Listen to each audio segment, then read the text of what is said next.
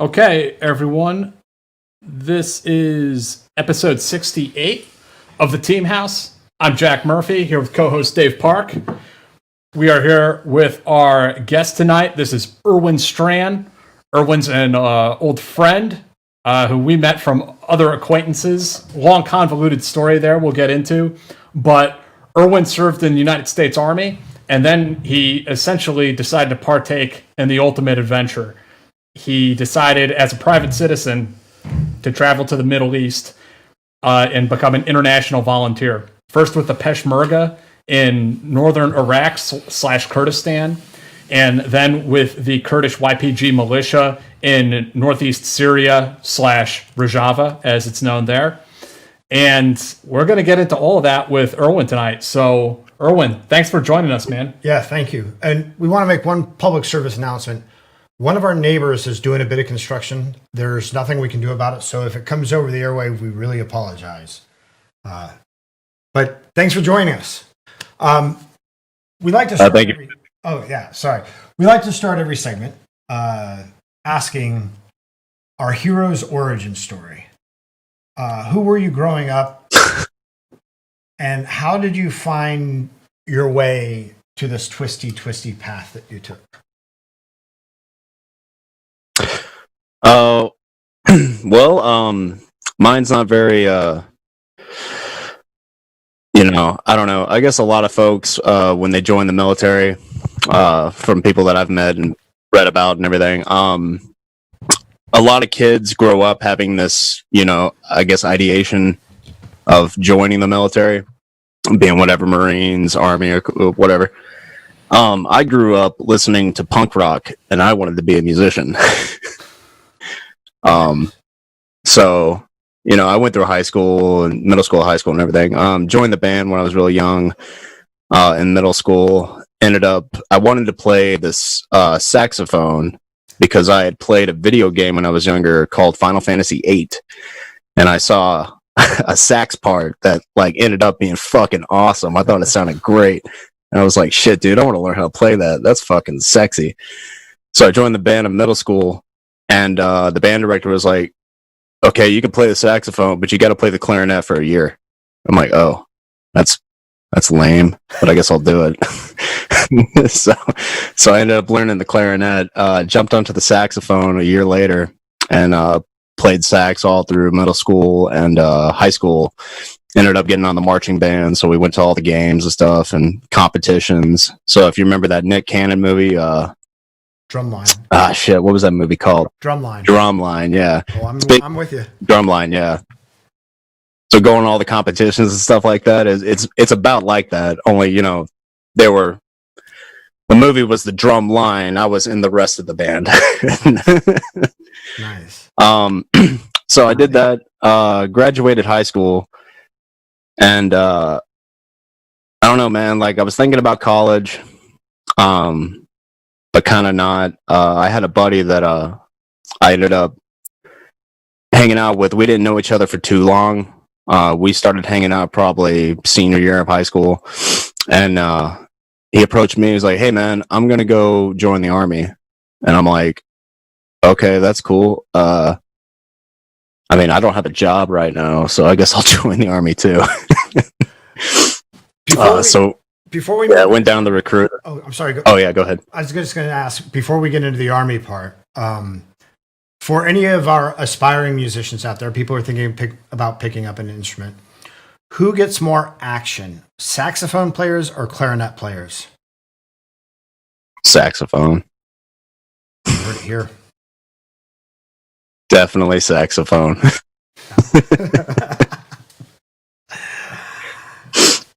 So you go to the recruiting station, right? Yeah, so I go to the recruiting station, and at this time I'm living in old Dayton, Tennessee. Not originally from there. I was from Chattanooga. That's where I was born, but I was raised in Dayton. And Dayton is the buckle of the Bible Belt. There's 17 and a half people who live in Dayton, and they all go to church. And so during that time, while I was thinking about joining the Army, I was actually in the youth praise band for our youth group from some church and everything. So I ended up learning how to play guitar and all that good stuff. So I went to this army recruiter, and my boy had already joined up. So I walked in there and I was like, "Hey man, I want to join the army." And he's like, "What do you want to do?" I'm like, join the army? So like, what do you mean what I want to do? Because at this point, I didn't know what the hell, Rangers, infantry. I didn't know any of this crap. And he's like, "All right, I got the perfect job for you. 31 Bravo, MP." It's like, whatever, dude, I'll do it. Fuck it. And for those of you who don't know, MP is military police. Right? Right. Yeah. So go through basic and AIT. And in AIT, that's where, you learn your specific job role. And I had joined the National Guard. So in AIT, they're putting us in these squad cars and making it, we're learning like criminal law and, on the civilian side as well as like on military bases. But I'm not going to use any of this shit because I'm not active. I'm just going to go to my fucking drill hall in Cleveland, Tennessee and, jerk off 2 days a month or whatever. Yeah, so that's what we did. Got out of basic, I forget when, like 2008.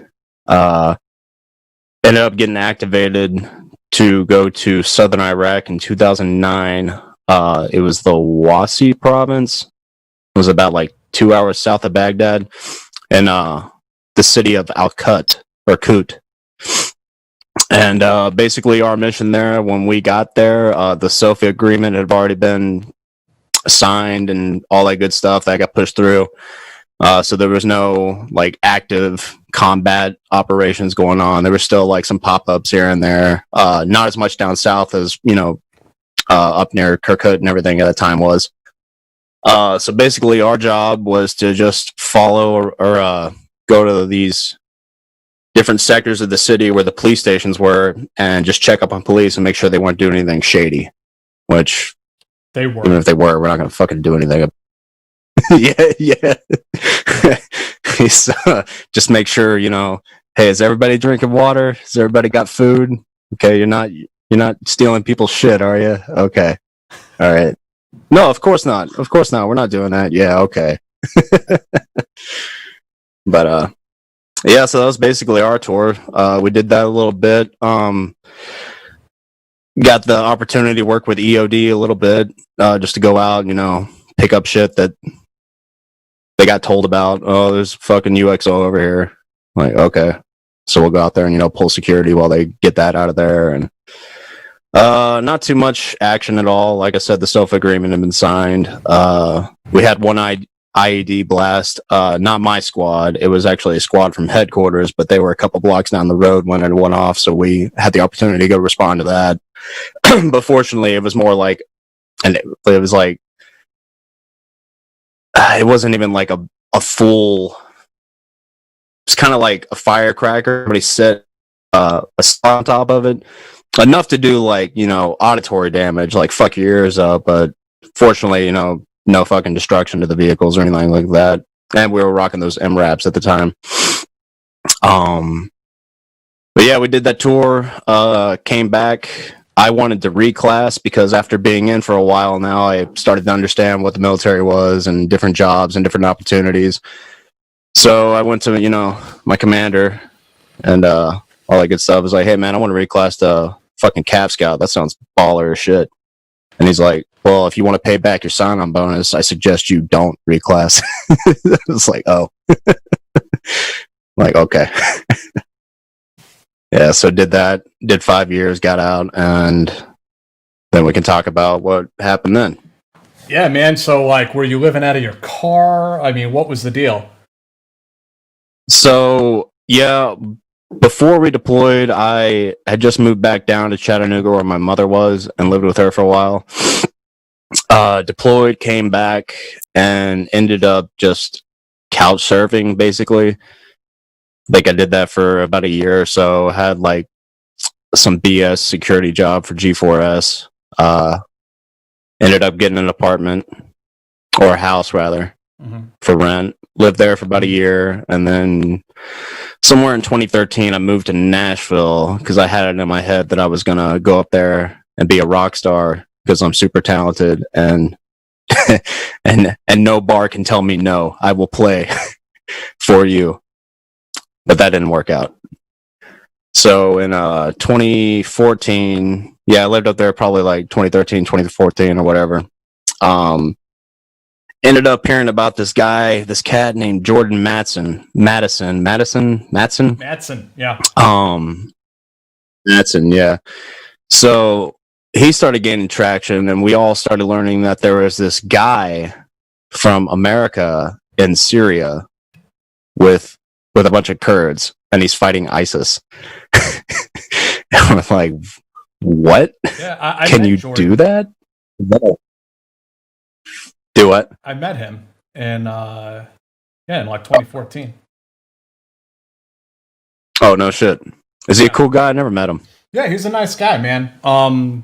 He's living. I think he married a Kurdish girl. I haven't even talked to him since 2014. So that's 6 years ago. I really don't know where he is or what he's up to. Right. Last I heard that he married a Kurdish girl and ended up in Sweden, something like that. And then they just kind of dropped. Yeah. But it was because of him I learned that he did this stuff, and at that time there was a lot of groups going around on Facebook about a lot of these veterans who'd been over there and obviously had like good intentions and were like, hey man, I did a tour over there. I did 5 tours over there. My buddies did tour. I lost friends over there. We're pulling out. This is bullshit. The power vacuum created ISIS. This guy went over there. I want to go over there. So all these groups started popping up, and I ended up meeting a guy. I'm not gonna say his name, but I ended up meeting this dude from Kentucky, and somehow he put together this group of guys, including me. Ended up calling Frame. Don't ask me. It was an acronym. Don't fucking ask me what it meant. I forgot. But he ended up getting a fixer inside Iraqi Kurdistan, and we were able to just buy plane tickets and end up over there. So you ended up over there by flying. Where did you fly into? Where did we fly into? Jordan.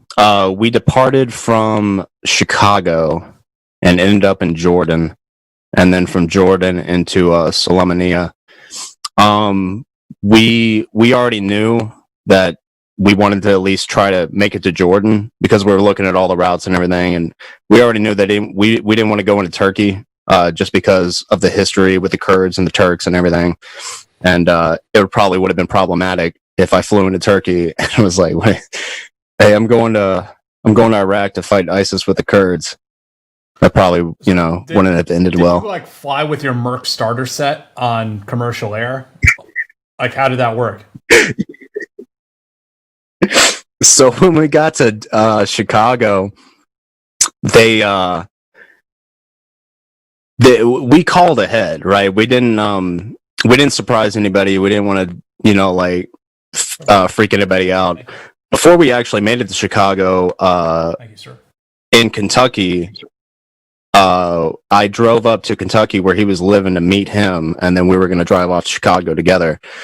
And during that time, we let everybody know. So we actually got approached by Kentucky's division of the FBI, I guess the Kentucky Bureau of Investigations or whatever.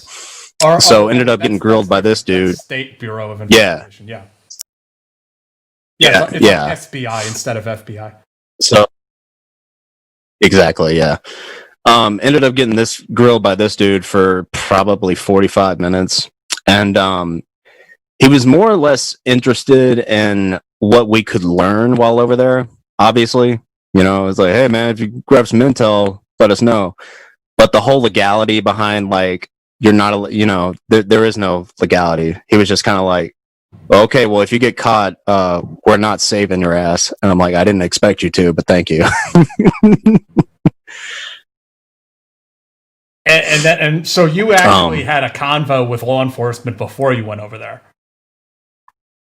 Yeah, correct. Yeah, because we didn't know. We actually ended up setting up.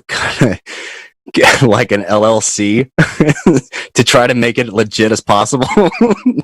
We're like, yeah, dude, we're just this security contracting company, and we're looking for bids, so we're gonna go to Iraq and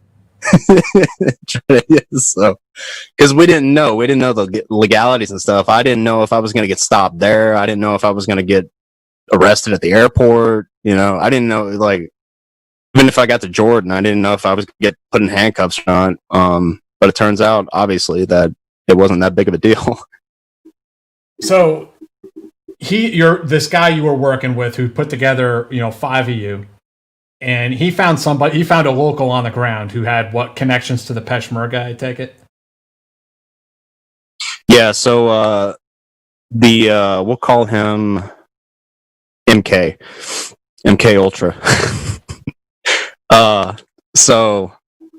Yeah, we met MK over there, and it turns out that he wasn't like a top officer in the Peshmerga, but he was a soldier. I'm not sure how their ranks actually. I still don't know to this day how that actually is set up, but he was affiliated with the Peshmerga. Mm-hmm. Now, at the time that you went and the other guys went, did you know the different organizations within the Kurds? Were you aware of the political situation over there amongst them, or were you just going to fight ISIS? Yeah, no idea about the political situation. I was just there to fight ISIS. But, of course, you get over there and you're bombarded with the political mess that's over there. So you kind of you have to learn it. Yeah. So you guys, what did you pack up, like all your camo and your like chest rig or whatever? I mean, your LCE from your time in the military, throw it in a duffel bag and just got on a commercial flight and took off? Basically, a lot of dudes did. I didn't have shit from the army. I think I had like an ACH or like a CVC helmet that I used in the gunner's hatch when I was deployed. And other than that, I didn't have uniforms or anything. I had to go to like a gun range, and I got like tan 511 pants and like some button down. I did end up buying an AR 500 or Shellback Tactical, a Banshee, I guess their first gen at the time. I bought one of those and bought some plates. But of course I got to the airport, and what they did was, first off, they tried to make us fucking unload all our shit in front of everybody, like right there at the gate. And I'm like, come on, dude, like you got rooms. Let's go to a room. Like, let's not do this. Let's not freak people out. You know what I mean? Let's go to a fucking room. So that's what we did. And I bought these fucking steel plates, and they ended up taking those because I guess like that ITAR bullshit or whatever. And which I'm happy they did, because now looking back on it now, because I have ceramic plates now, I'm so glad I didn't fucking bring steel with me, because I would have just tossed that shit out in the desert like the first day. But yeah, so they laid all our gear out, looked at everything, like you can bring that, you can't bring that, can't bring this, blah blah, yada yada, and checked our passports, made sure we didn't have any fucking felonies and all that good shit. And they were like, all right, see ya. I'm like, what? It's as easy as that? You're just gonna let me get on this plane and just fucking go to the Middle East It reminds me and of, fight bad guys. when we interviewed John Cronin, and after the Vietnam War, he caught a flight to Rhodesia and joined the Rhodesian Light Infantry. And I mean, I was like, John, I mean, it's wild. Back in the 1970s, you could just like hop on an airplane and go fight in somebody else's war. Yeah. Just for fun and profit, essentially. Yeah. But here we are. We're talking 2014, 6 years ago. You and your band of merry men went and did pretty much the same damn thing, Erwin. Yeah, and you would think after all that time, from the 70s, that they would have a bigger lockdown on that. But I guess as far as the United States is concerned, it's not really a problem. So to get into like the legalities a little bit, there are laws on the books that say you could be stripped of your citizenship if you go and serve as a mercenary overseas. I'm familiar with basically that never being applied. I've never really heard of that actually happening. I have never heard in the United States of anyone being brought up on charges for going and serving with the Kurds. Now, of course, you go out and you join up with an organization that's on the FTO, on the State Department's Foreign Terrorist Organization list. You will be charged for that. Yes, you will go to jail. Now, here's the technicality, and maybe you can speak to this a little bit, Erwin. The PKK is on the FTO. So the Kurdish guerrilla group known as the PKK is a designated terrorist organization in the United States. Rightly or wrongly, that's a whole other conversation, but they are on the FTO. Now, the Peshmerga and the YPG are different Kurdish organizations. They are not the PKK. But, however, I don't know. What was your experience? What are your thoughts on how all of that works or doesn't work? Hey, man. As far as I'm concerned, like, so the YPG is, unofficially a branch of the PKK, but they're not the PKK, and they're not on any lists. So I was good. It was very shrewd of them, honestly, that when the YPG and YPJ was created, they created those entities because they did not want to send the PKK to Syria for that exact reason, because we have it as a designated terrorist organization. Right. Yeah. Yeah. And, because of that, they, I guess, made their own little 3-letter fucking organization. So, the A-10 strikes wouldn't stop. Right. No, exactly. So you get off the plane in Sulaymaniyah. And then what goes down after that? So we get off the plane, and I'm already in a daze. I just spent fucking 20 hours on a fucking plane, going around, we're doing whatever, and we land, and it was surreal, man, because like I got off the plane, and you get into the airport, and you start looking around. And you can see outside, and you're like, holy shit, I am fucking in Iraq again. On my own terms. Like, I just bought this plane ticket, and now I'm in fucking Iraq. It's wild. So during this confusion in my head, just trying to, like, grasp what's going on, so I'm assuming they were Kurdish. Could have been Arab, could have been Kurdish, whatever. These two guys approach us coming out of the gate, and first of all, the guy we're supposed to meet isn't fucking there. Of course. Yeah, we get off and we get to the gate, and we're looking around like, this guy is not here. Did we just get duped? Are we going to fucking prison? Jesus Christ. Hey guys, they're just working the vector and everything. We send our rucksacks through, and every fucking bag is popping off because somebody's got, like, a fucking K-pot in there. Like some fucking one jackass still had like steel casings or brass casings from like from the last shoot he did. So they stop us all, line us up. We fucking dump our bags, man. And one guy is like picking up my ACH, and he's like, "What the fuck is this? Who are you?" This is early on. Shit. You guys were amongst the first batch of Westerners, right, that came over there. As far as Iraq's concerned, yeah. Yeah. Yeah. Because a lot of the guys that ended up going to Syria, who joined up with the Lions of Rojava, that little recruitment thing, their guys met them at the airport, and they ended up going to like a fucking shady ass, safe house. Yeah. Because they're going to get transport, through the fucking whatever. We were going to the actual Peshmerga base. I forget what the base is called, but it was in Sulaymaniyah. Farandad. But yeah. So yeah, they're grilling us, and then our guy finally shows up. And he shows up and he's like, "All right, grab your shit. We're going to the car. We're going to go to the base." And it was like it was almost like a sigh of relief when I saw the vehicle he pulled up in. It's one of those fucking Toyota Hiluxes. Mm-hmm. You know, the same Toyota that's been on the BOLO list for 19 fucking years. So we just, and I'd never been inside one. So there, you just pop in and then you get out onto the fucking, I would call it interstate, but it's not there's no states. So you have freeway, highway, and you're just looking around, man. And like, it was at night. So everything's closed and, we're coming out of downtown and this fucking place is huge. Like, it reminds me of Nashville, and we're coming out of downtown and going to the base, and it's, I don't know, man. Like, that whole night, I don't quite remember because I was too busy.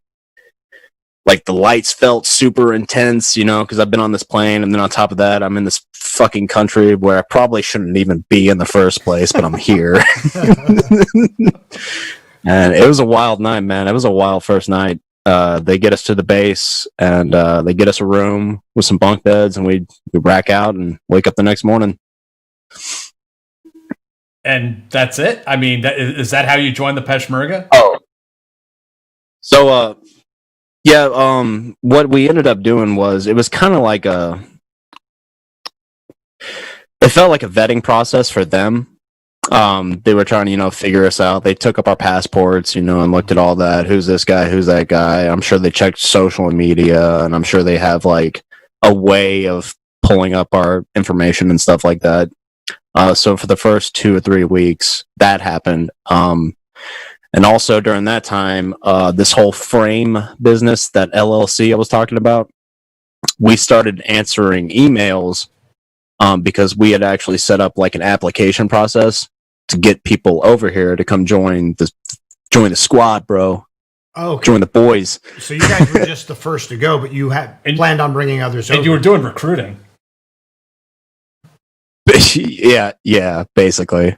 I'm not going to call it recruiting because I don't know the legality behind that, but we were just, it was a camp. It was a barbecue, bro. Right. You know, 6,000 miles away. Yeah, but so we ended up doing that, and that was a really interesting experience because you get to, you know, coming out of the military, I've always been told when applying for jobs, like, it's better to say less than more as far as your experience goes. And I started seeing that with all these applicants that were coming through our emails.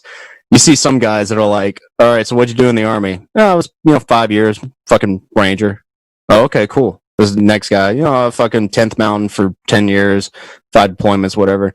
But then you got the guys that are like, dude, I went to fucking dive school. I'm a fucking Navy SEAL. I'm a fucking certified Pathfinder, man. I shot a turkey in fucking Istanbul in 2012. It's and you start seeing like the two different types of people. The ones that, know who they are and know what they can do, and then the other ones that wish they were who they thought they are. You know what I mean? Right. So yeah, we did that. When we got there, ISIS had just overran Kirkuk. It wasn't, obviously they're not going to keep it, as history shows, but when we got there, they initially attacked Kirkuk and they had a hold on it. Mm-hmm. So during that 3 weeks, we were telling the Pesh guys, we're like, all right, we're going to Kirkuk. We got to go to Kirkuk. That's where the action is. That's what's going down. We're going to Kirkuk. Took about 3 weeks, but then we finally made it to Kirkuk and ended up at 9th Brigade. I forget the general's name of the post that commanded the post. It's in my book, but I forgot about it. Oh, it starts with a J. But yeah, I'm sorry, I can't remember either. Yeah. I can't remember. I can't remember. Cool ass dude though. Out of all the people I met over there, that man was the most professional fucking officer I've ever seen in my life. Like, and I think he was trying to, like, after the war was over and everything, I think he was trying to get into politics, and you could really tell that, when you would ask him questions, he would think about it really bad, like a long time. You could see the thought process going on in his eyes. Like, super smart dude, very careful, very cautious. definitely politician material.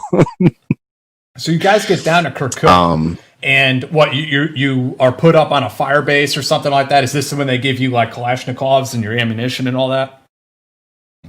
Yeah. Yeah, they gave us all sorts of ammunition. So we get AKs finally after asking for about 2 weeks. And of course it's AKs that were made in like 1960. But nothing wrong with them. Nothing wrong with them. It's a fucking AK. I don't care when it was made. It's gonna fucking work. The problem though was ammunition. When we first got there, they give us like 2 mags. And I'm like, what the fuck am I supposed to do with this? Yeah. Like 60 rounds. Like, so we had to pressure them for quite a while until we actually got a proper combat load. But yeah, all we really did there was we went when we first got there, before everybody started filtering in, just me and like the 5 dudes I went there. We ended up going on an operation. I don't think it had a name. I don't remember. But the whole deal was there was about 5 villages just outside of Kirkuk, and we were going to go take them, right? It's fucking ISIS control. We're going to go take the shit. And we had just got there. I don't know anybody. I don't know what's going on. So, yeah, are we going to run drills? What are we going to do? Do we have a fucking rock drill set up? How are we going to do this? No, we're just going to get in the truck and fucking go. So you get out to this battlefield, and it obviously it's something I've never experienced. You got guys lined up. There's vehicles everywhere. You got your fucking mortar guys in the back, clocking shit in. We get up to the first village, and you can see it in the distance. It's probably 800 meters away. And so I guess, like, I can't speak the language. I don't know what the hell's going on. So I guess the plan is to just fucking rush the village. I don't know. So we start maneuvering up there, and no formations really. I guess if anything, it was like a line formation, spaced it out about 3 to 5 meters apart. And we get about 400 meters within the target, and end up hitting it inside of this like ditch. But it's more like, I guess, a canal or something. I don't know. It was fairly large. I think we fit about like 12 people in there.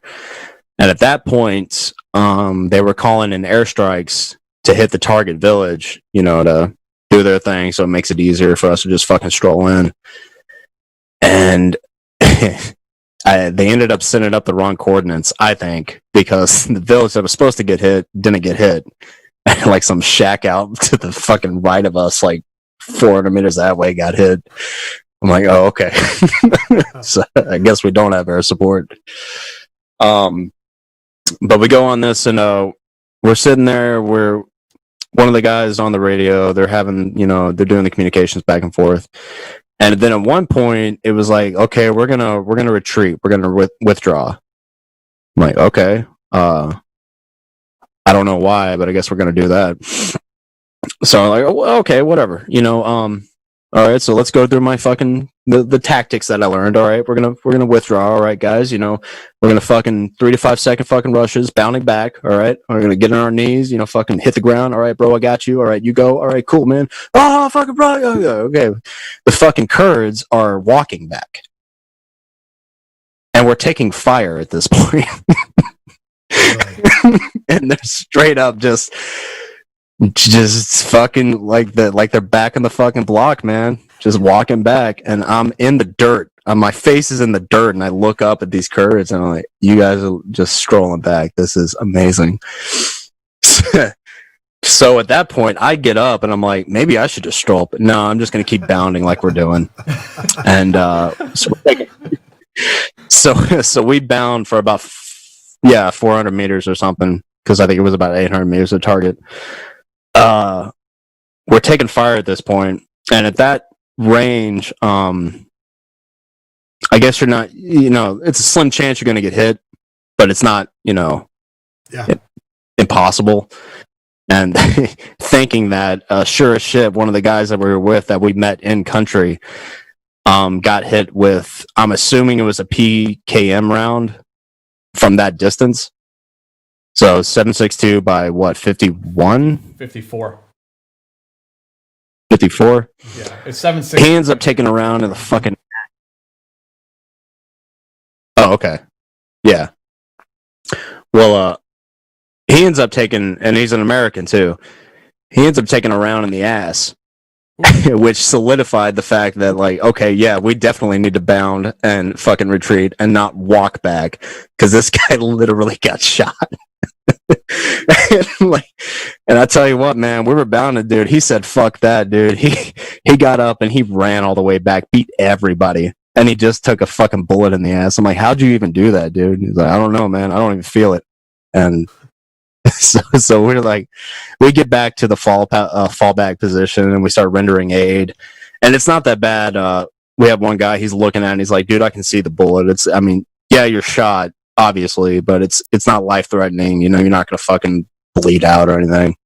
When we got to the hospital, the bullet had actually it hadn't fragmented. It was still intact, so that was pretty cool. I'm like, oh shit, dude, lucky, good. But while we were at the hospital, we were there for also one of the guys that I went over there with. His dumbass ran off in front of everybody with a squad of Kurds that he can't even fucking talk to. Like, he doesn't know the fucking language. He runs off by himself. And after all that ordeal, we back to the follow-up position. We're rendering aid to dude that just got shot. And then a Humvee pulls up, and we're pulling this guy out, and it's one of our guys. He just got hit with a fucking mortar. Oh, shit. And, like, I feel bad for the guy. Yeah. Like, he got legit blown up. And I feel bad for the dude because you can see his leg. It's just fucking bloody and just fucking mangled. And I felt bad for him, but I was just like, well, dude, you shouldn't have, like, ran off like that. We don't even know what the fuck's going on. We've only been here in Kirkuk for, like, 3 days. What the fuck are you doing? So he ended up going home, full recovery. He's doing just fine last I talked to him, but that was like 4 years ago. Okay. But yeah, dude, that was like day 3 of Kirkuk. Welcome to Kurdistan. You get there and do what? Welcome to Kurdistan. Yeah, practically, because in my head, I was thinking, like, when I got out onto the battlefield, I was thinking, all right, dude, there's like 600 Kurds here, and there's only like 5 Americans. The probability of like us getting fucked up is slim, right? Sure shit, that day we fucking 2 Americans get hit. Yeah. I'm like, oh, this is gonna be great. And I think that day, as the Peshmerga actually lost, I think about 30 to 36 troops.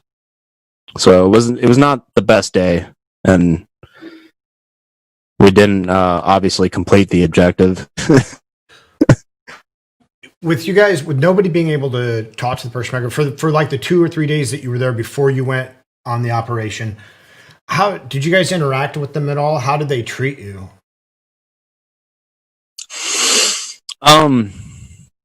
As far as the attitude, it was fairly positive about 90% of the time. No negativity. No one was like, what the fuck are you doing here? And then as far as communication goes, hand and arm signals practically until you took some time to pick up on some keywords and stuff. And then, of course, you had the guys that worked with American troops in the past that picked up some English words. So you were kind of able to, like, Fisher Price kind of put together these conversations. Mm-hmm.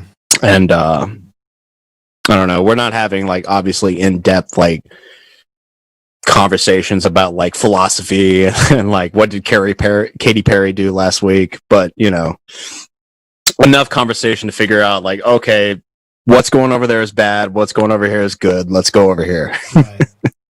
And then did when you guys were bounding back and they were walking, did they look at you guys like you were dumbasses? Did they care what you were doing? Like, how did that go down? I don't know. I never asked them what they thought. I remember looking at one guy who turned. I remember looking at one guy who turned out to be Iranian militia.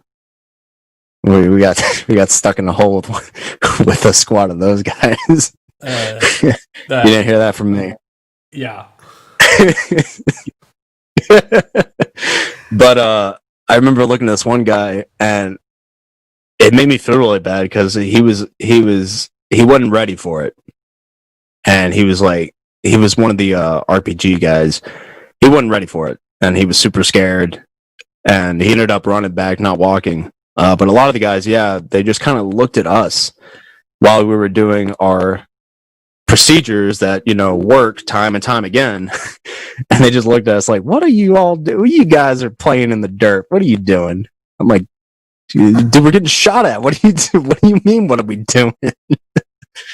It's okay. No dosh. Yeah, there's that sort of like, I don't know, fatalism in that part of the world. Like I remember in 2015 in a battle with the Peshmerga, covering it, as a journalist. And like right before I got there, one of the Peshmerga dudes got cut in half by an IED. And like they were like trying to like scoop up the two halves of his body in like a front end loader. And like they were all making like videos of it on their phone. And it was just kind of like, inshallah. Inshallah. Yep. Yeah, I don't know what it is, man. I guess it's that mentality right there. You said it. Inshallah. God willing. So whatever happens, it's God's plan, I guess. Even though you could have prevented it by burying your head in the fucking dirt while taking fire. So after that kind of failed operation to take those 5 villages, what happened? You were still based out of that fire base out there in Kirkuk? Right. So we were there for a little bit. After that operation, the command there at first were all hooah about it. We're gonna take these Americans and we're gonna go fight ISIS and we're gonna be fucking heroes. Well, after that, they realized, we can't talk to these guys. We can't communicate. We can't organize like actual battle plans and everything like that. And they probably thought too, because like I said, this general was a smart guy, along with his LT. It probably would have not been good politically and publicly, as far as like public relations is concerned, if an American died on their watch. Right. Mm-hmm. So what ended up actually happening was we ended up kind of like pushing a PSD team for the general. So any fucking meetings he had or whatever, jump in the back of a truck with a bunch of white guys with guns and, fucking go to a meeting or, go to whatever area of operations they have, and whatever he's going to do, figure out, whatever fucking officers do. I don't know. I wasn't an officer. I don't know what the fuck they do. Yeah. They could drink fucking tea and jerk each other off. I don't know what's going on. Were they interested at all in your TTPs? Did they want you working with the troops at all? Or were they just happy with what they had and, and that was it? Some of them were, because we did end up pitching that. That was part of the whole operation on our end, was to, hey, let's train these guys up. I mean, obviously, I'm not a fucking super soldier. I know what I know, whatever. But with combined experiences from different people coming in, and all their whatever, we can at least teach these guys basic tactics and maneuvers to keep them alive, and not so much rely on American air support or America in general to, do what they need to do what they need to do in their own country. And that was the biggest thing, because we ended up turning to that. And some of them were good about it. Some were like, yeah, dude, let's set up these glass houses with 2x4s and we'll run some drills and all that, you dry fire and all that good stuff. And then some of them were like, no, let's that's stupid. We're not going to do that. So I think we ended up training a squad of Kurds for like a week, and then they got bored. That makes sense. But yeah. So we ended up So that was Kirkuk in a nutshell. Bunch of PSD stuff. When they expanded the line, when they ended up pushing ISIS back a little further out, they expanded the front line. There was a time or two we would end up at this place called we called Milan Hill, solely because they shot a Milan rocket off of the hill one day. So we're like, all right, it's Milan Hill now. That's what we're gonna call it. And we would go out there, spend the night every couple of nights or something, just to see what's going on, because it was the new line. ISIS was probably only about 300 meters away at that time. Sit on the line, make sure nothing's stupid's happening. The grass had grown up at that point, so super easy for someone to just filter through at night. Ended up getting on like some engagements there, but nothing crazy. Like I said, it was like a 300-meter distance, so it was pretty much just like harassing each other for fucking all day. You know what I mean? Like, Erwin, to go like back in time, like our news cycle, everything moves so quickly nowadays, and so much has happened even in the last 12 months. The entire country's head is spinning. However, if we were to wind the tape back to 2014, 2015, the way ISIS was being reported at the time had people terrified, like horrified all over the world, thinking that like ISIS is going to come to their hometown and install Sharia law in like the Midwest or something. Like it was just total hysteria the way it was being reported. I'm just kind of interested. You had boots on the ground, and not even with the American military and all of our military power, but with the indigenous force. I mean, did you see ISIS as, how did you view them? How did you view their tactics, their competency, and what they were doing over there?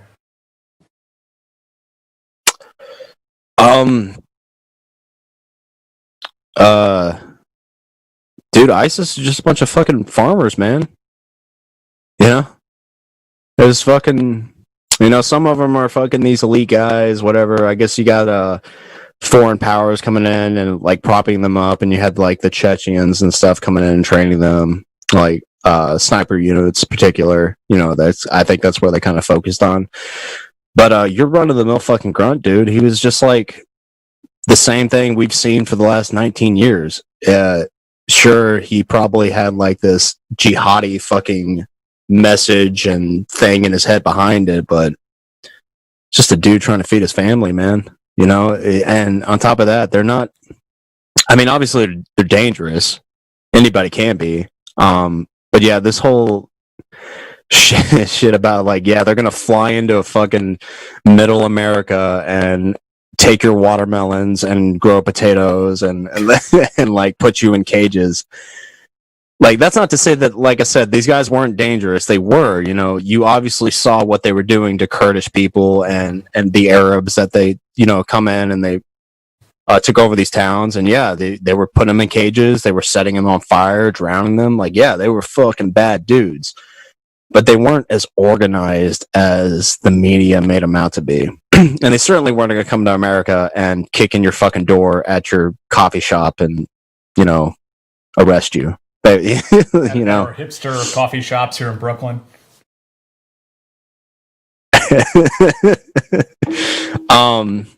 Yeah, they weren't super organized. They were slightly trained. I didn't deal with any of like the top guys, because I'm sure there were, especially all the I think, well, that was in Syria. Never mind, not in Iraq. There was instances in Syria where the Chechens were stationed in the AO that we were in. But as far as Iraq goes, like, yeah, dude, it wasn't, like you said, it wasn't like this fucking super terrorist organization that was going to kill your dog and bomb your house. It wasn't going to happen. And so what happened from that point where you're kind of like, you guys it sounds like you were sort of like in limbo, and like the Kurds were at that point trying to just like keep you safe and make sure you didn't die on their watch. Yeah. and I am grateful for that for sure. I'm glad that the Kurds like were supportive, and they were like, we don't want you guys dying here, and it could happen, and it obviously has happened. There has been plenty of foreign fighters that gotten shot, gotten blown up. It is a dangerous place. They know that, we know that. I'm grateful for that, but at the same time, bro, fuck off. I came here to fight ISIS. Yeah.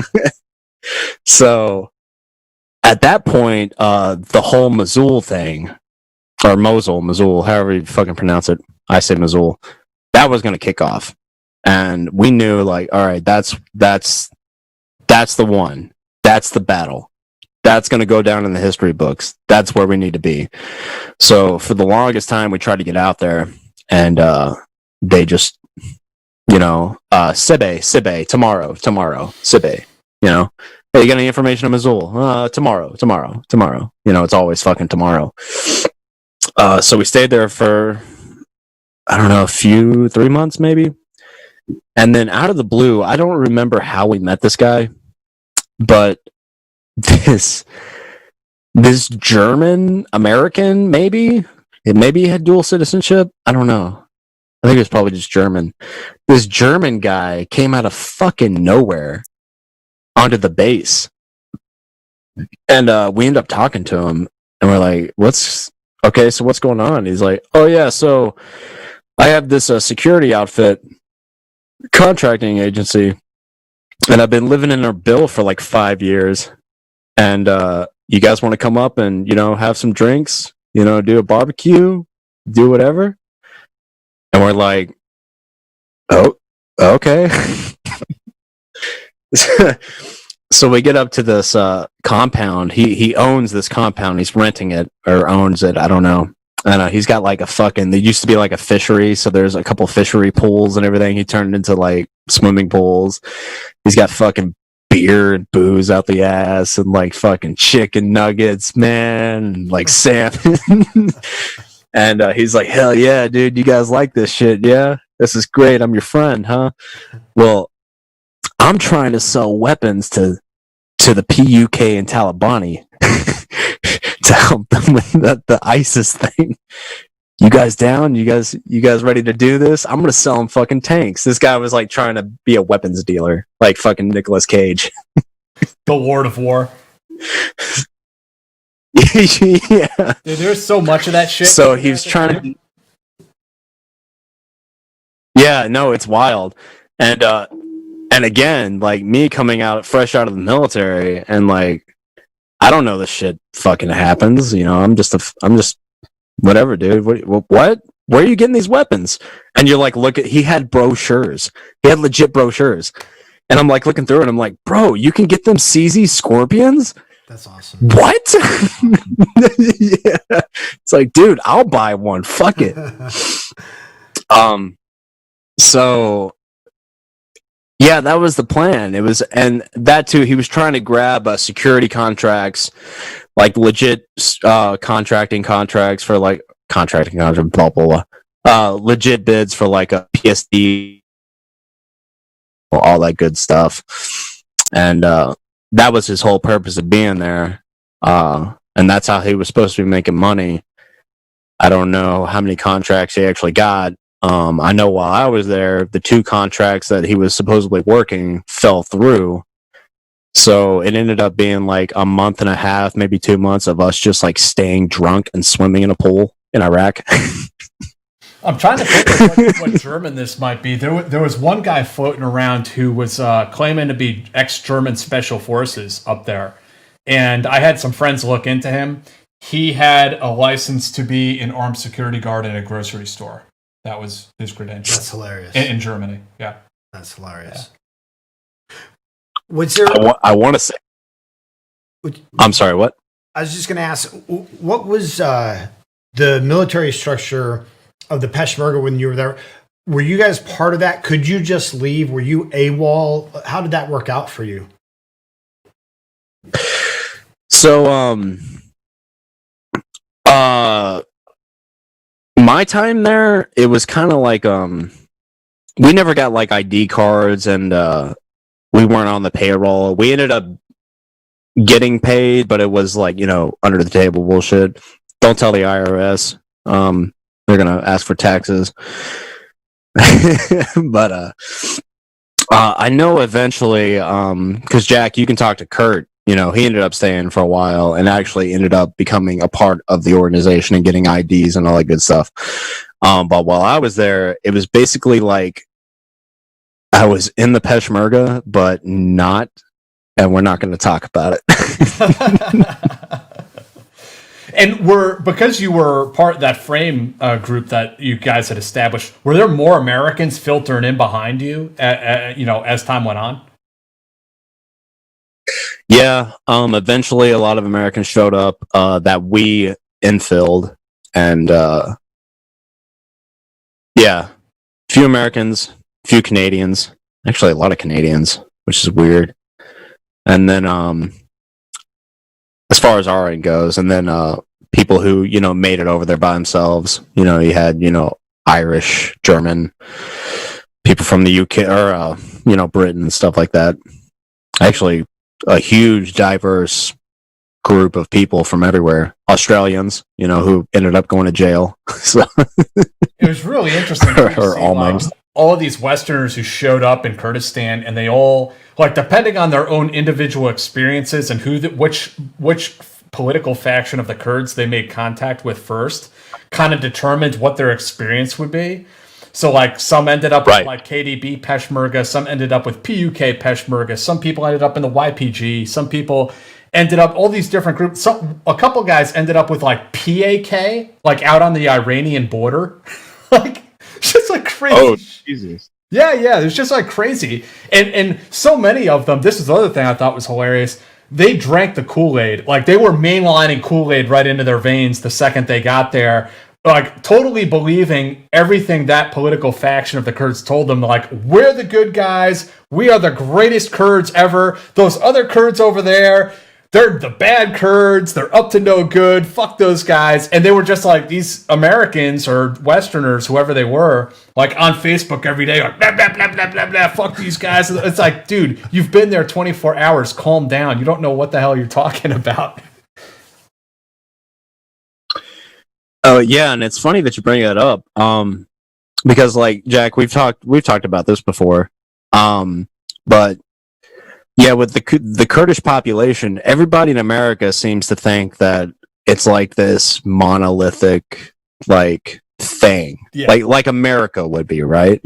Because it's the United States of America. It doesn't matter if you're from Washington or New York, you're an American, right? And then we have a president and blah, blah, blah. But you get over to Kurdistan and, we're not even going to talk about the Kurds in Turkey, Iran, and Syria. We're talking about Iraqi Kurds. Mm.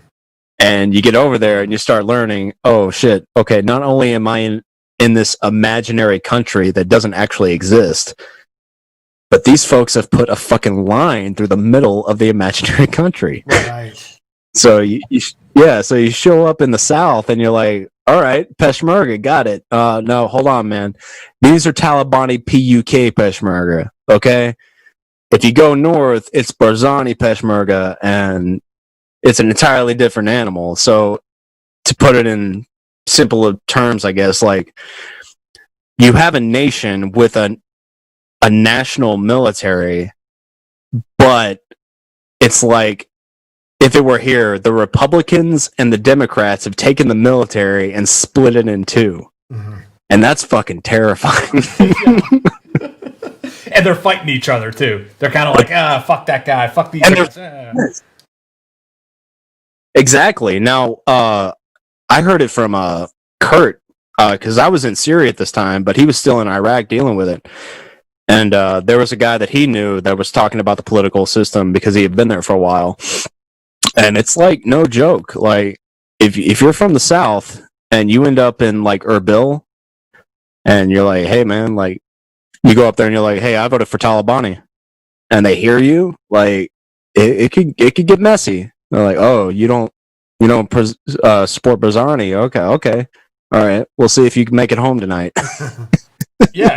If you're cruising around town playing PKK revolutionary music like that might not go over so well in Erbil. Yeah. Yeah, exactly. Now, as an American, that didn't affect us because we're Right. Americans. I don't know what it is about going to different places in the world, but Americans kind of get a free pass wherever you go. It's your white privilege. At least in the Middle East, they do. Yeah, pretty much. It's because you are American, and they're kind of like, he doesn't know any fucking better. He's dumb, and like also like you don't really have a stake in it the way they do either. You don't have like those deep roots, the way the people who live there have. Yeah, they pretty much. Yeah, you're right. Yeah, they kind of just let us be in our bubble and party. So you're there for 2 weeks. You're partying it up, hanging out with this would-be German arms dealer, and then what goes on from there? So what ended up happening? General Arras. That's the guy's name. Yeah, I believe. Oh, you wanted Anyway. Okay. Sorry. Oh, you guys drinking more? Continue with your story. We're just for another. Oh, okay. So what ended up happening was we were up there at this guy's compound for a while. Pretty much what we ended up doing was we fucked off from 9th Brigade. We're like, you guys aren't letting us fight. You guys aren't letting us do anything. We're going to go up with this German guy because he said he can get us jobs and we can actually get paid. And at this point, I was like, yeah, I got evicted from my apartment in Nashville to save the money to go to Kurdistan, right? So I'm sitting in Kurdistan for like 3 months, and I'm like, yeah, maybe a contract is the best thing because I need to make some money. Like, this is the dumbest thing I could have fucking done. So we ended up staying there. And of course, this guy's like talking, oh man, we're gonna make millions, bro. We're gonna make fucking millions. Oh, we're gonna make millions. It never fucking worked out. But at this time too, 9th Brigade apparently. Now I don't know the whole details about it. We had one guy who spoke German who was talking to the German guy, and I think there was some shady shit going on. I don't know, but apparently 9th Brigade called up and they were like, hey, you guys aren't sponsored. Your visas have expired. You can either come back to 9th Brigade or we're going to fucking deport you. And I'm like, how do you even know where we are? I don't know what's going on. And then we started getting these weird, there was this one weird reporter, like this female who was living in Iraq, but she was some journalist, and she started contacting us. And I don't know, it just like, it got to a point where we were feeling like something stupid was about to happen. I wonder who that was. Yeah, I don't know. Something Fontania. Fuck, no, I don't know. Victoria. Oh, okay. No, I don't know. Well, yeah. So this reporter shows up and she starts like regurgitating what we've already heard from the Peshmerga. She's like, "Yeah, man, they're gonna come find you and they're gonna arrest you and deport you. So I know a place you can go where you get all the action, and this is a special operations unit." Yeah, and I'm looking at her like, "Oh, what is this exactly?" All right. Do what? What kind of reporter is this? Like, yeah, I'll hook you up with the action, bro. I have no idea. Probably a reporter that's trying to get fucking pictures. I met a lot of those. Yeah, I believe it. So, but it worked. We heard about this brigade down back south in Soleimania because at this time we had been in Erbil. That's where he was located. So we got to experience southern and northern Iraqi Kurdistan, which is really fascinating because, you know, up north in Erbil, which is controlled by Barzani, it's kind of more liberal. Like if you walk down the street, you see females in high heels, maybe some leggings, you know, they're not wearing their burqa or shawl, whatever you call it. And then when you go down south, it's a little more conservative. You know, it's not like Iraq where you better be in a black headgear and I don't want to see anything but your eyes. But at the same time, it's like, okay, well, I'm going to wear this long dress with like a floral pattern, you know? So you got your liberals, you got some conservatives. Anyway, so we started to make our way back down south to go to this different special operations brigade. I forget the name of it. But there we were promised to get a squad of Kurds, and we were going to train them like it would be in basic training. We're going to have a cycle of training, do about 4 to 5 weeks of training, get everything in, get everything out, get them good to go, and then we'll do the next cycle. And they were talking about we were actually going to get promised our own platoon of Kurds to train up, and then we could take this platoon under our orders, and everything else to go on these missions if they should ever pop up. And we're like, okay, How many? that sounds fat. Sorry about that. How many of you? I'm sorry, what? How many of you are there now? How many Americans in your group at this point in time? So at this time we have,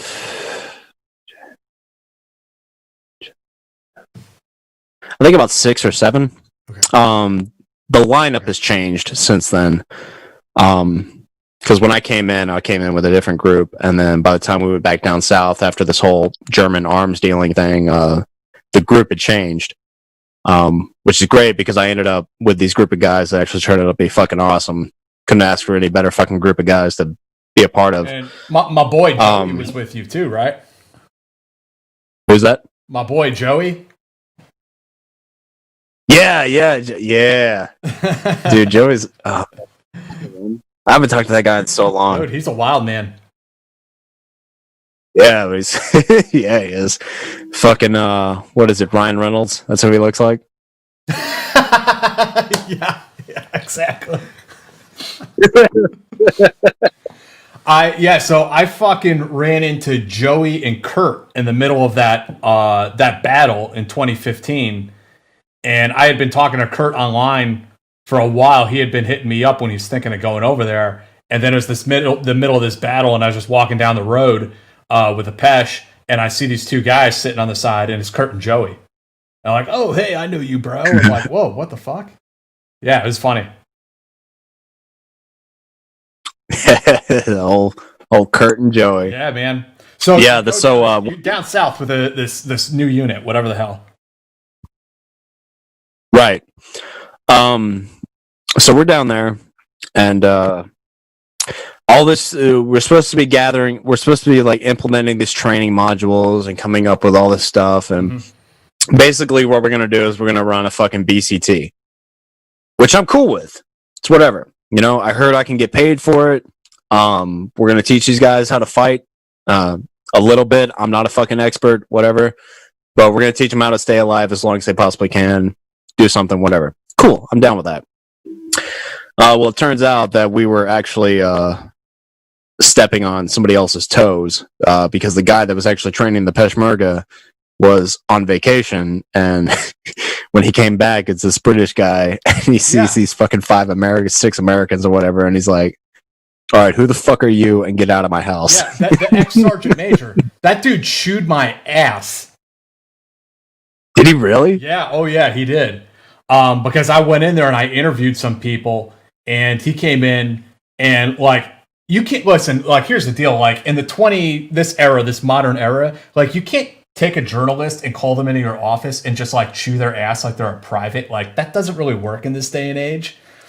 But he didn't. He's a sergeant major from the UK. He doesn't understand any of that shit.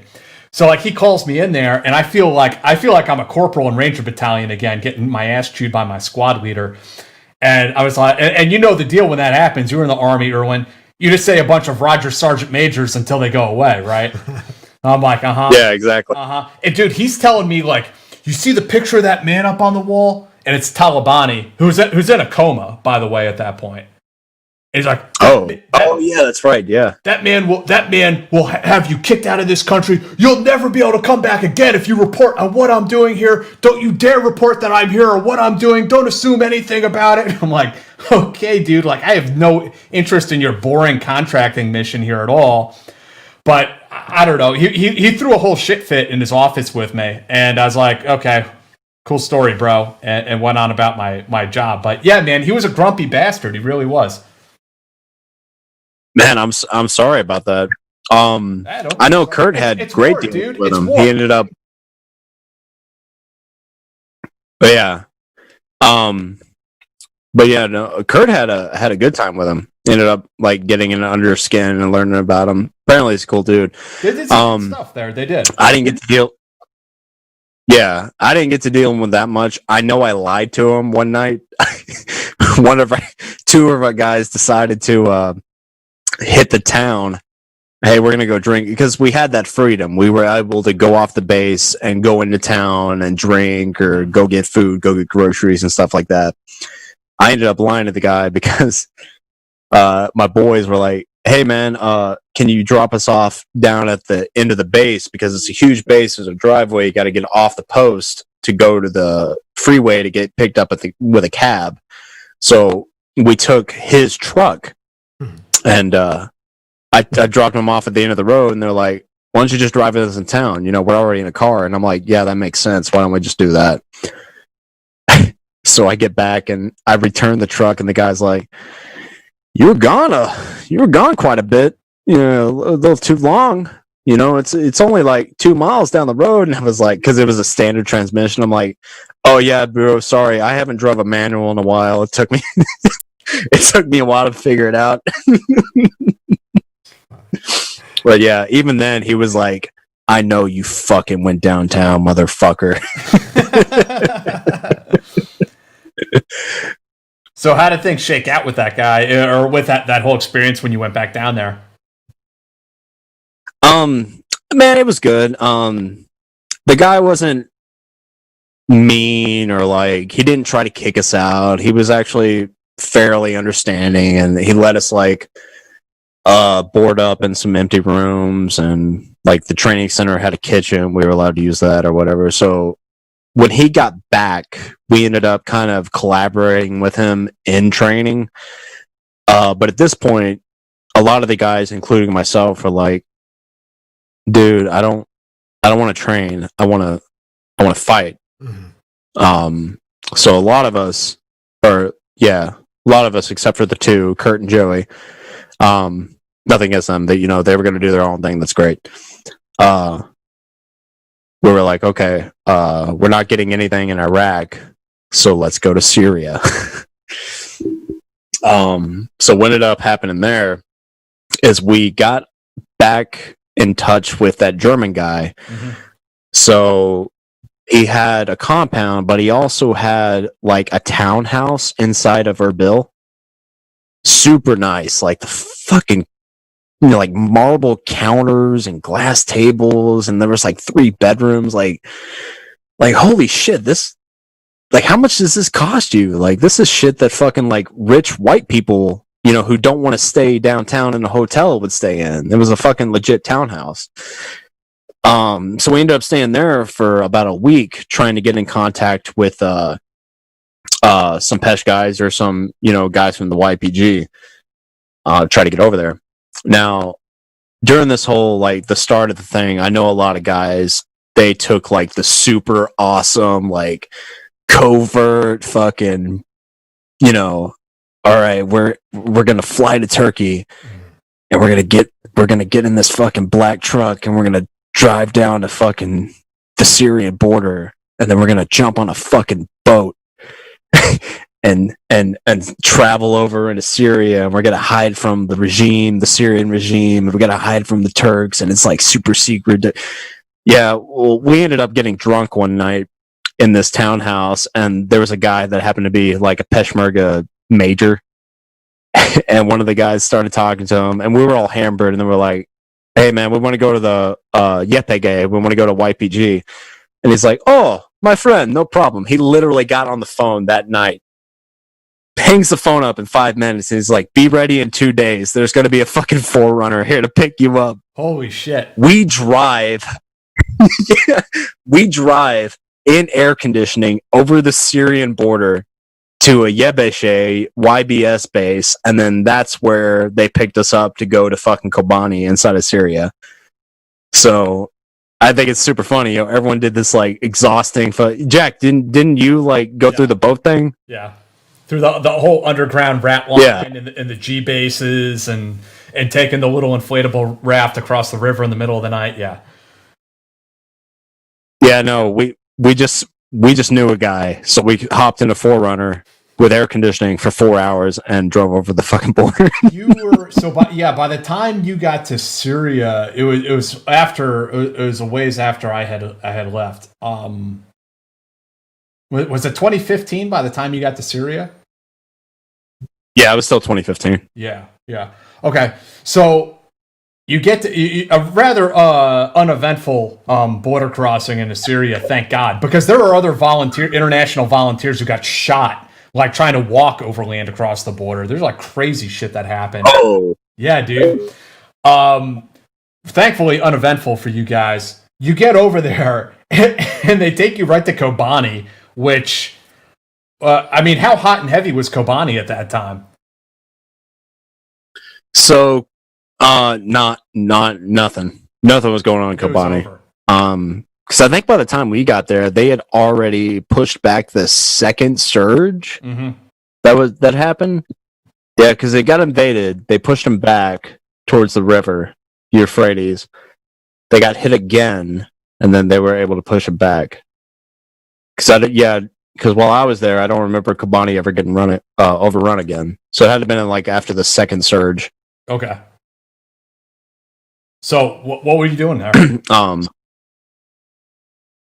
So we get to Kobani, and this is where we start meeting all the Syrian volunteers. Because you got your Iraq volunteers, and then you have your like Syrian guys, which are completely different. It's like apples and oranges or whatever. How so? We end up in Kobani. It's just like I don't know, man. It's just like this mentality. Because when Syria popped off, and like when Jordan Mattson was there and everything, Syria was considered like the fucking Wild West, right? While Iraq was kind of like New York in the 1800s, like whatever, a bunch of fucking city slickers. I'm not going out west. Fuck your gold. Like we're comfortable here. But the Syrian guys were out there in fucking, Idaho, dirty as shit. Like, I'm gonna find that gold. It's kind of like that, right? But yeah, so we get to Kobani and we end up in this like I think it was a hospital, and that's where they were filtering all the volunteers. So we stayed there for a little bit. I can't really remember the stay. I'm trying to think of like some people I met. The initial stay, I can't really remember anything, but we ended up getting posted up on the river right near the Turkish border, and there was a city that was occupied. I can't remember the name. Do you remember? Anybody? On the Turkish side? Or you're talking on the Syrian side? No, it was on the Syrian side, but we were close to the border, and it was right there. Off the Euphrates. I know exactly the corridor you're talking about, and I'll try to look it up right now. But continue, because I'm sorry, I'm drawing a blank. Also,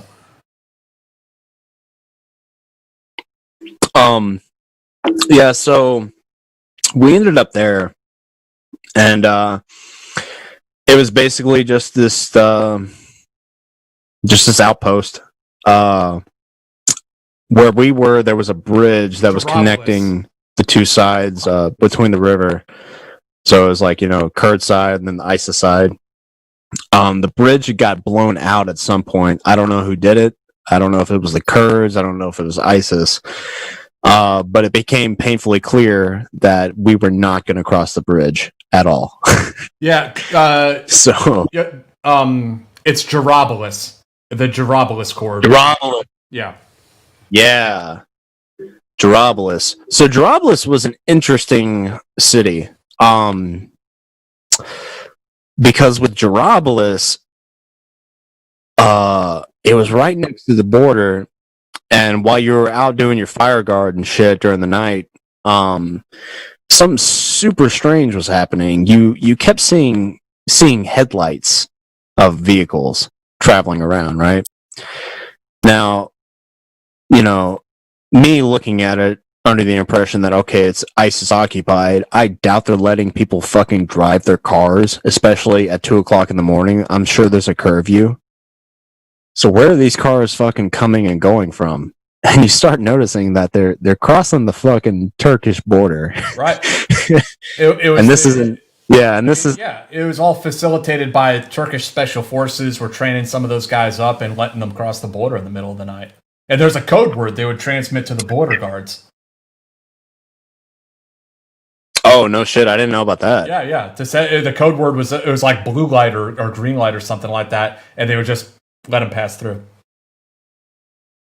Jesus Christ! Yeah, that was definitely going on, and you could look through like the binos too.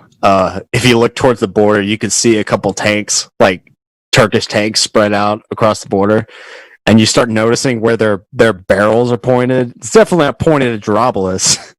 It's pointed at us on the other side of the river. And you're like, oh, okay, great. A NATO ally is pointing their fucking tank at me. Dude, there is a whole, like, I've written a little bit about it, but I mean, I think the full story is yet to be written about how, like, you almost had American special forces in Turkey and American special forces in Syria who went to war with each other because their partner forces were going to war. Like there's no shit. There's crazy stuff that happened. The whole Euphrates River crossing operation with D Squadron from Delta Force and some special forces guys also. Like there's like crazy ass stories there that just have not been written yet. Yeah, they need to be. But I guess we kind of forgot about it, huh? Since ISIS is gone. Yeah, man. But what were you doing there? I mean, after pulling fire guard on pulling security out on that area. Man, I was doing nothing but fucking starving. That's yeah, man. Because in those pictures you posted on the internet, man, like you were super cut up back then, like Rambo 2 cut up, Yeah, because I was fucking hungry. Yeah, I wasn't working out. Body by me. Yeah, so the thing with the Kurdish supply line is nothing is important unless you run out of sugar for chai. So I remember there was 1 month, man, we literally had nothing but fucking naan and tomatoes. And we couldn't get a supply. It was like close to winter, and it made sense for a minute. It made sense. They were like, "Well, winter's coming in. Our supply chain comes through the Turkish passes because the PKK. That's where all the supply comes from. Blah blah blah. So if you want anything, it's going to take a minute because we can't get trucks over the fucking mountain. Okay, I get it. All right, I'll eat the fucking bread and the fucking tomatoes. But I swear to God, one day we run out of fucking sugar for this goddamn chai." I swear to God, 5 hours later, there was a fucking truck with 2 goddamn 50-pound bags of fucking sugar. Like, great. I haven't had meat in fucking months, but at least I can have some chai. So, yeah, man, you were really enjoying that socialist war out there on the front lines. Oh, yeah, dude, it was great. Socialism's awesome, dude. That should totally do. Especially when you buy a can of tuna and you hide it, because somebody's going to steal it, but then someone fucking finds it anyway. And you're like, great, I spent $2 on this tuna and I can't fucking eat it because I stole it. Well, I mean, we're being a little bit sarcastic here, but I did want to ask you a question because this is the perceptions being what they are. This was just a comment that I saw the other day. When I was kind of like teasing out this episode in your appearance here. So someone said, they made a comment here and they said, love our troops over there fighting ISIS, but doing it as a civilian volunteer on behalf of communists and Antifa, no thanks. And then I don't understand this last part. More than content letting them fight each other, I guess, is what she's saying. I don't know. What do you think about this? Like, this is something that has come up, like the Kurds are a bunch of like Marxists and Antifas, I mean, I don't know. You were actually there, Erwin. Like, what are your thoughts on this? That's funny. I actually had so I was trying to promote this show earlier, so I go to like all these fucking groups and shit that I'm in, and there's like a what would you call this group? Like, excuse me, like a satire group for spiritist systems. Yeah. You know, because yeah, they put together. So anyway, so I dropped this link, and one guy was like, "Oh yeah, no thanks, I don't support socialism." And like I told the guy, I was like, "Come on, dude, let me hold $20."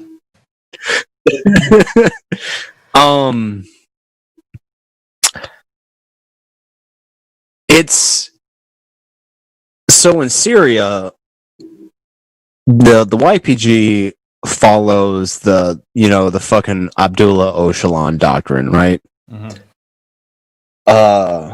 Which don't quote me on anything. I'm not a fucking history guy. I'm not a political guy. I don't fucking research this shit. I fucking watch skateboard videos and how to fucking cook spaghetti. That's what I watch.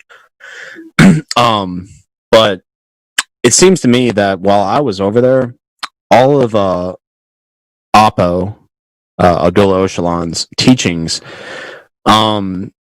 his like shit from the 70s and 80s, they're more upheld by the older generation. But once he got caught and imprisoned, and then he developed this like democratic socialism, and like while he was in prison, he started learning about, like, okay, well, maybe I should have said this, maybe I should do this, blah blah blah. The younger generation seems to back up the new Oppo, where the leaders and the guys calling the shots, the old guys, appreciate the older generation of Oppo. And it's just like this weird. I don't know, man. When I was in Kabul, I'm sorry. I was just gonna say, can you spell that out for us? Can you sort of tell us what the old was, what the new is, and how they interact? Honestly, I have no idea. We had an indoctrination class in Derrick before going to Kobani, because they had to train us. We had to, qualify our weapons. Like take like these There was one class I slept through it, to be honest, because I didn't want to fucking hear it. But apparently, according to the Syrian Kurds, America lost the Civil War somehow, or I don't know, something about the Civil War and America losing it. I slept through it. I don't know what's going on. They had this like weird philosophy and like studies about America, and I can't, like I said, I can't speak on it. I literally slept through. I was on my desk asleep, so I can't fucking recall any of the shit they're talking about. It's a whole other podcast in of itself. I mean, it's really complicated to unpack, and I am also not necessarily qualified to do that. But the old doctrine, generally speaking, was along Marxist-Leninist lines. And then the party, the PKK, felt around in the 1990s evolved out of that, and that was when they started to develop democratic confederalism, and some of there's other things blended in there like social ecology, all these very kind of like avant-garde concepts that are blended into it, which is what they believe now.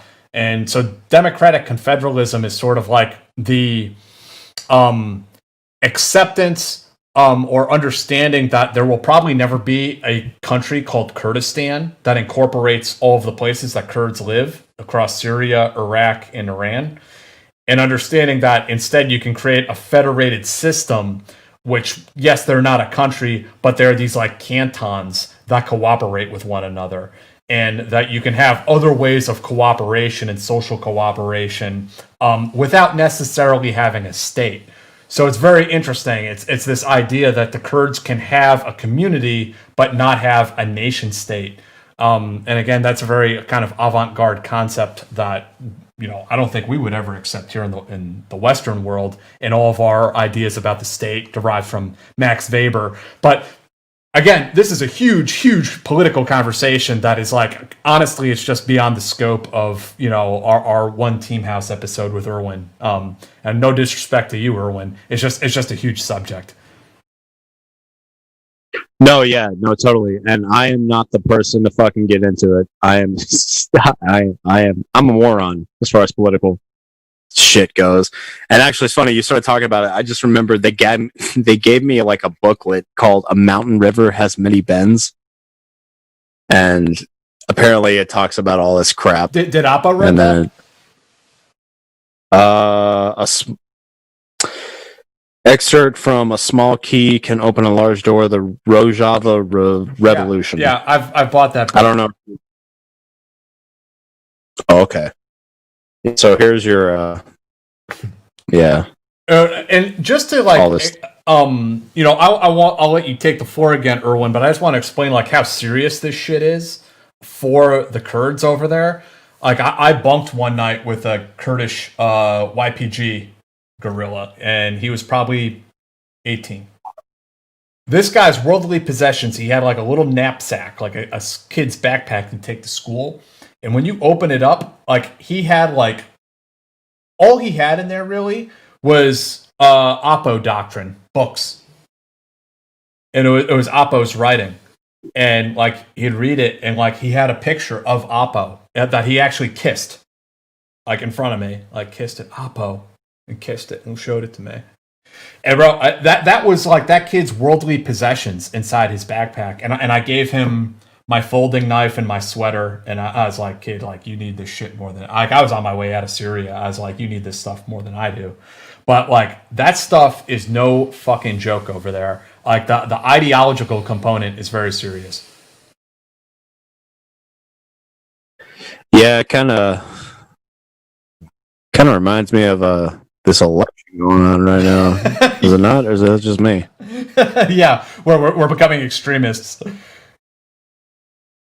Oh, Jesus Christ, man. Fucking Daddy Trump's going to save us all, Oh, no, Biden won. There's voter fraud.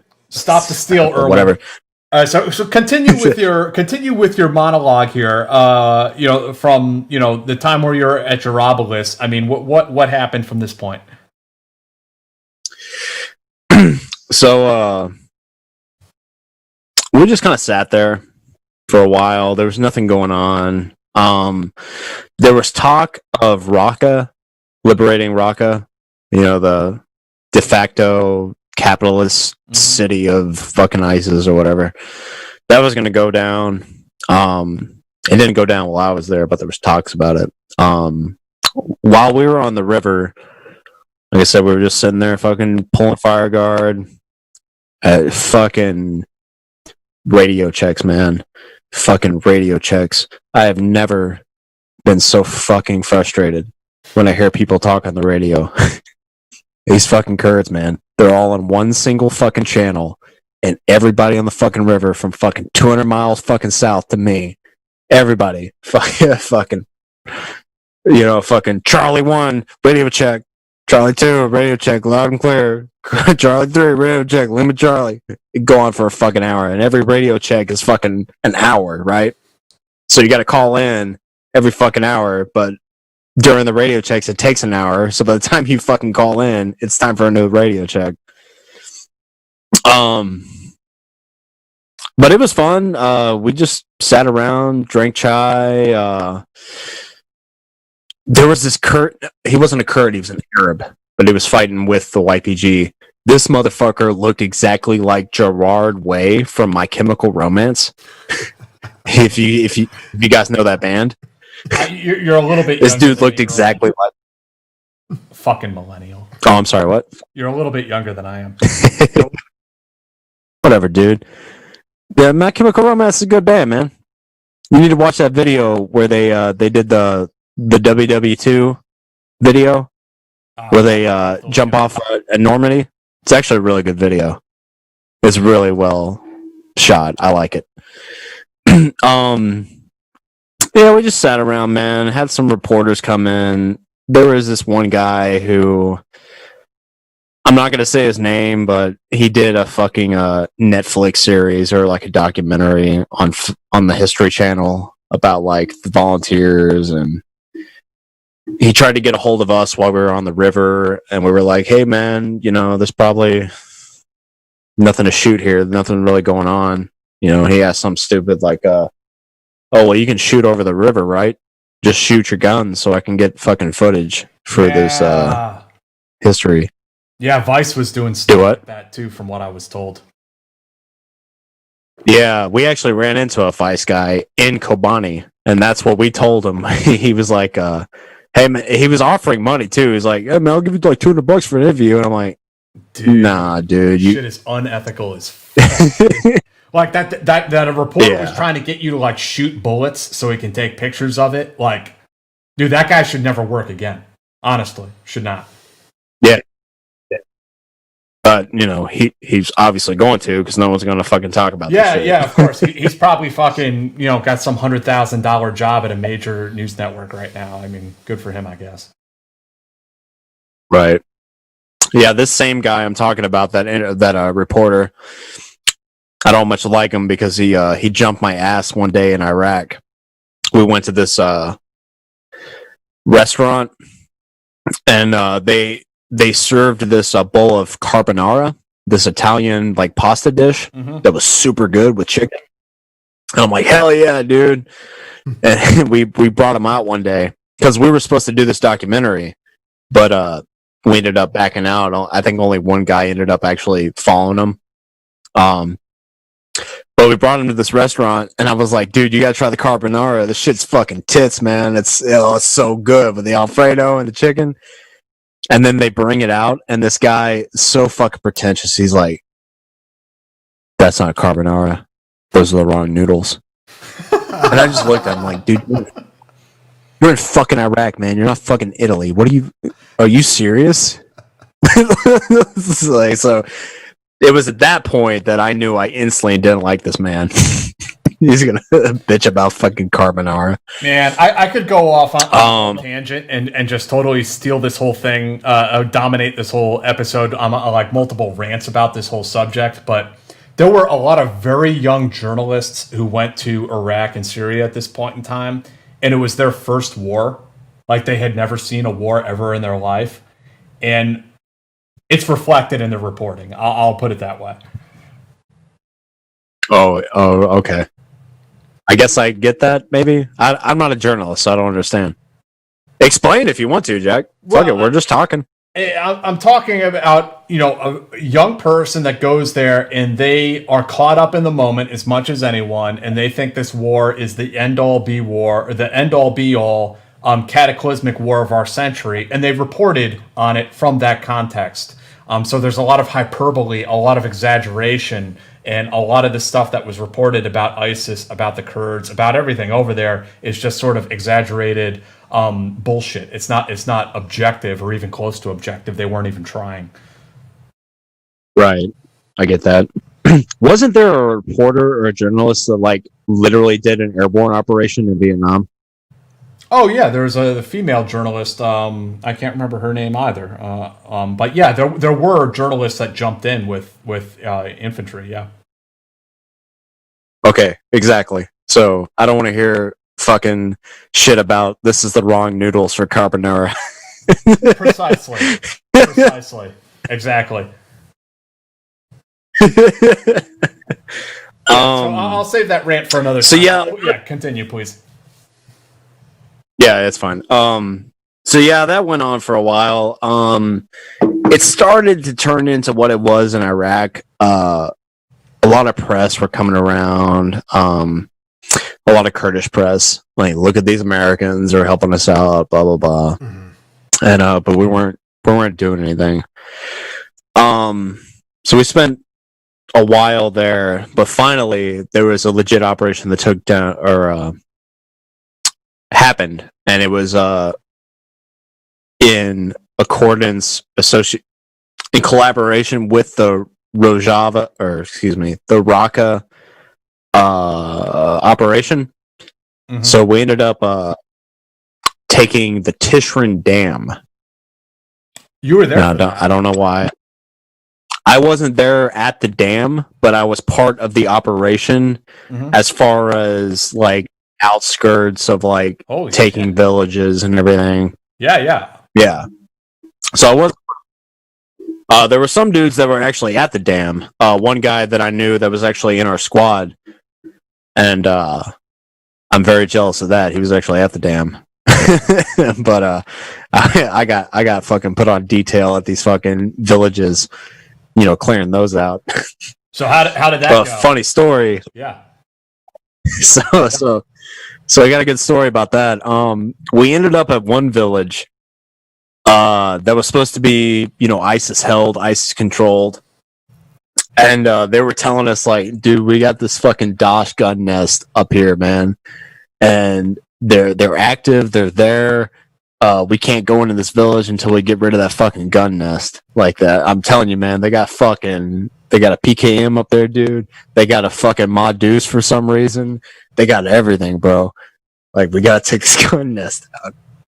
So I'm like, okay, whatever. So we're sitting in the adjacent village or whatever. I can't remember the distance. We had a mortar guy and his team set up, so he was lobbing the small. What are the small mortars? But the Russian ones. What size are those? 60 millimeter. Yeah. So he was lobbing those at this target building that was supposed to be the nest. And in Syria, and I'm sure Iraq too. So the deal with air support, it was coalition ran, right? So you had fucking US, you had the UK, you had France, you had all this crap. But it was the Kurds calling these fucking airstrikes. So practically what it was is they had a tablet and they had a map of the AO, and they would mark their coordinates and they would get sent up to I guess JSOC or whoever whoever was in Erbil running these fucking air support in Kurdistan to deconflict all of that. Right. Yeah. So it would get sent to them, and then the information would get passed to the the appropriate parties and the pilots and stuff. So we ended up calling this fucking strafe run on this Dosh gun nest. And we see it too, man. It was fucking incredible, man. I never saw an A-10 do what it does. And it was beautiful. It's amazing. It was a cloudy day. Yeah, and I look at this, I'm just looking in the sky, and this A-10 just breaks the fucking clouds. It looks like a fucking angel. It was beautiful, and it just comes down and and then just flies back up, and we're like, fuck yeah, dude, that was awesome. So it made your little pee-pee. And we're like, all right. Saying, Erwin. Do what? It made your little pee-pee hard. Oh yeah, dude, it was beautiful. I've never seen anything so majestic. But so we get to this Dosh gun nest that we called this airstrike in, and we get up there, and we're looking around, and it's fucking splattered, obviously, right? Fucking ground, the building, everything's fucking splattered, and we're looking around, and we go into the building because it's still standing. And we're looking around and we're like, where's this gun nest at? I don't see anything. Oh fuck, dude. What? Oh shit. What? So we're walking around the fucking area, and we find a bunch of goats that the A-10 slaughtered.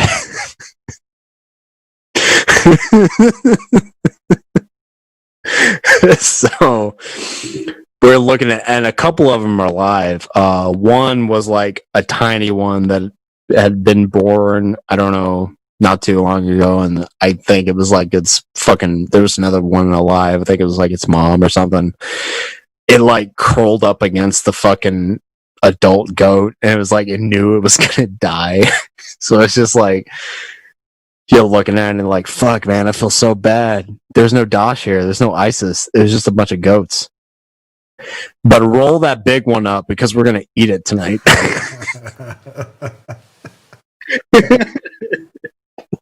And at this point, dude, I get up there, and there's one building off to the side that was actually like occupied by somebody. And you could tell when you walk in the buildings, like the occupation happened so quick. People left all their shit behind. There's clothes here. There's fucking food. There's everything. And I walk into this one building of this home, and there's a fridge in there. And I open the fridge, and I see that there's 3 eggs there. And at this point, I'm so fucking mad and frustrated that and I'm hungry too. I haven't eaten protein in like 2-3 months, and I'm fucking mad. I take one of the eggs that are in the fridge, and I just chuck it against the wall. I'm watching it as it drips down, and then it hits me. I'm like, oh fuck, wait, oh god damn it, we can eat these eggs. Shit. But yeah, so that's my story of how we wasted a hell of a lot of taxpayer money to kill some sheep and eat it. War is hell, Erwin. War is hell. Especially for sheep. How much do those runs cost? Do you guys know? Bro, probably each one of those bullets probably costs like $25, I bet, if not more. A year's salary. More than any of us can ever afford. I'll put it that way. Well, there you go, America. If anybody burned through your tax dollars, it was definitely me.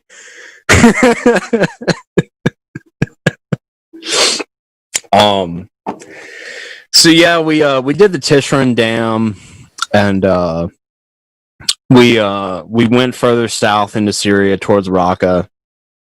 Did a couple operations here and there, nothing big.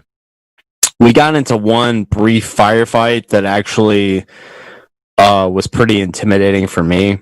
We were on a technical, and we pulled up on this line. We went up some mountain. It was snowing. We ended up driving up some fucking mountain. And we ended up pulling up on this fucking berm. And we set up all the technicals to push into this village that was in front of us. And we ended up taking fire. What we thought was enemy fire. I'm still assuming it was, because I can't prove it. But we started taking rounds, and it smacked the shield that we had on the Dushka. I do remember that. But for whatever reason, we ducked down during the volley. And we're like, oh shit, dude, oh fuck, we got shot at. Ho, ho, ho. Fucking laughing about it. But I look over, and all the fluid in our truck is leaking out. And I'm like, holy shit, did they hit the fucking engine bay? How the fuck did that happen? And I'm sure you guys know there was some volunteers over there that did their own thing, and they published their own books, and they had their own little experiences and blah, blah, blah. There was this one guy who was a fucking dentist out of New York. Now, granted, this guy was a smart dude. He had been there for a while. He legit learned the Kurdish language as far as the dialect Kurmanji, as far as Syria is concerned. He did his homework. Smart dude. And he ended up working his way up the ranks and was able to get like his own fucking squad of people and was able to run operations. That was the same guy that ran the operation that got fucking John Gallagher killed. Which I think, he ended up getting killed because this fucking dumb fuck didn't know what the fuck he was doing. But regardless, we can get into that later. Let me tell the story. The engine bay was losing a lot of fluid, and I knew that we had got contact from ISIS in that village just from the fucking the rounds coming off the fucking shield that was in front of the Dushka. But I feel like this motherfucker, because they were walking past us, because he was in like this sniper fucking regiment, and they were like, oh, this high speed hua hua. We're gonna take our SVDs out of here and snipe people. And he had this one Canadian guy walking by who was apparently fucking famous too. I feel like those motherfuckers shot the goddamn truck that we were on. I don't know. I can't prove it, but it's weird that the engine bay was leaking all its fluids when we were taking contact from the rear. You know what I mean? Right. So I don't know. It's weird. Erwin, another thing. But there was no. Go ahead. Finish, please. no. Go, ask your question. Well, I was just curious about this dynamic that I sort of observed, and I was wondering what your thoughts are, if this is true or not. It seemed that early on in the conflict, the Westerners, the foreign volunteers that came over, for the most part, were these like red-blooded Republicans who wanted to like kick ISIS in the ass and like get some guns and go and fight the war. And as the war went on, it became increasingly ideological. And instead of having those like red-blooded Republicans, you had a lot of far leftists coming over. Not just from the United States, but also from Europe, Western Europe. People who were anarchists, people who were Marxist-Leninists. That the tone of the type of volunteers kind of changed as the war went on. Yeah, you're right. I don't know about the American side. I don't know about these. I didn't, as far as the Americans go, everyone that I met, I didn't ask their fucking ideologies. I didn't ask their political statements and everything. But when you bring that up, it's funny as the ideology is concerned. A lot of German dudes took up the Marxist Oppo kind of thing. Well, there which were is people weird. who came over from the German Marxist-Leninist Party and came over, so they were into it before we even got there. Right, yeah. So, okay, yeah. So they were already expecting, they already knew what they were getting into. Yeah. The Antifa shit, I didn't see any of that. I think, because it seemed like that didn't start happening until after I left. Mm-hmm.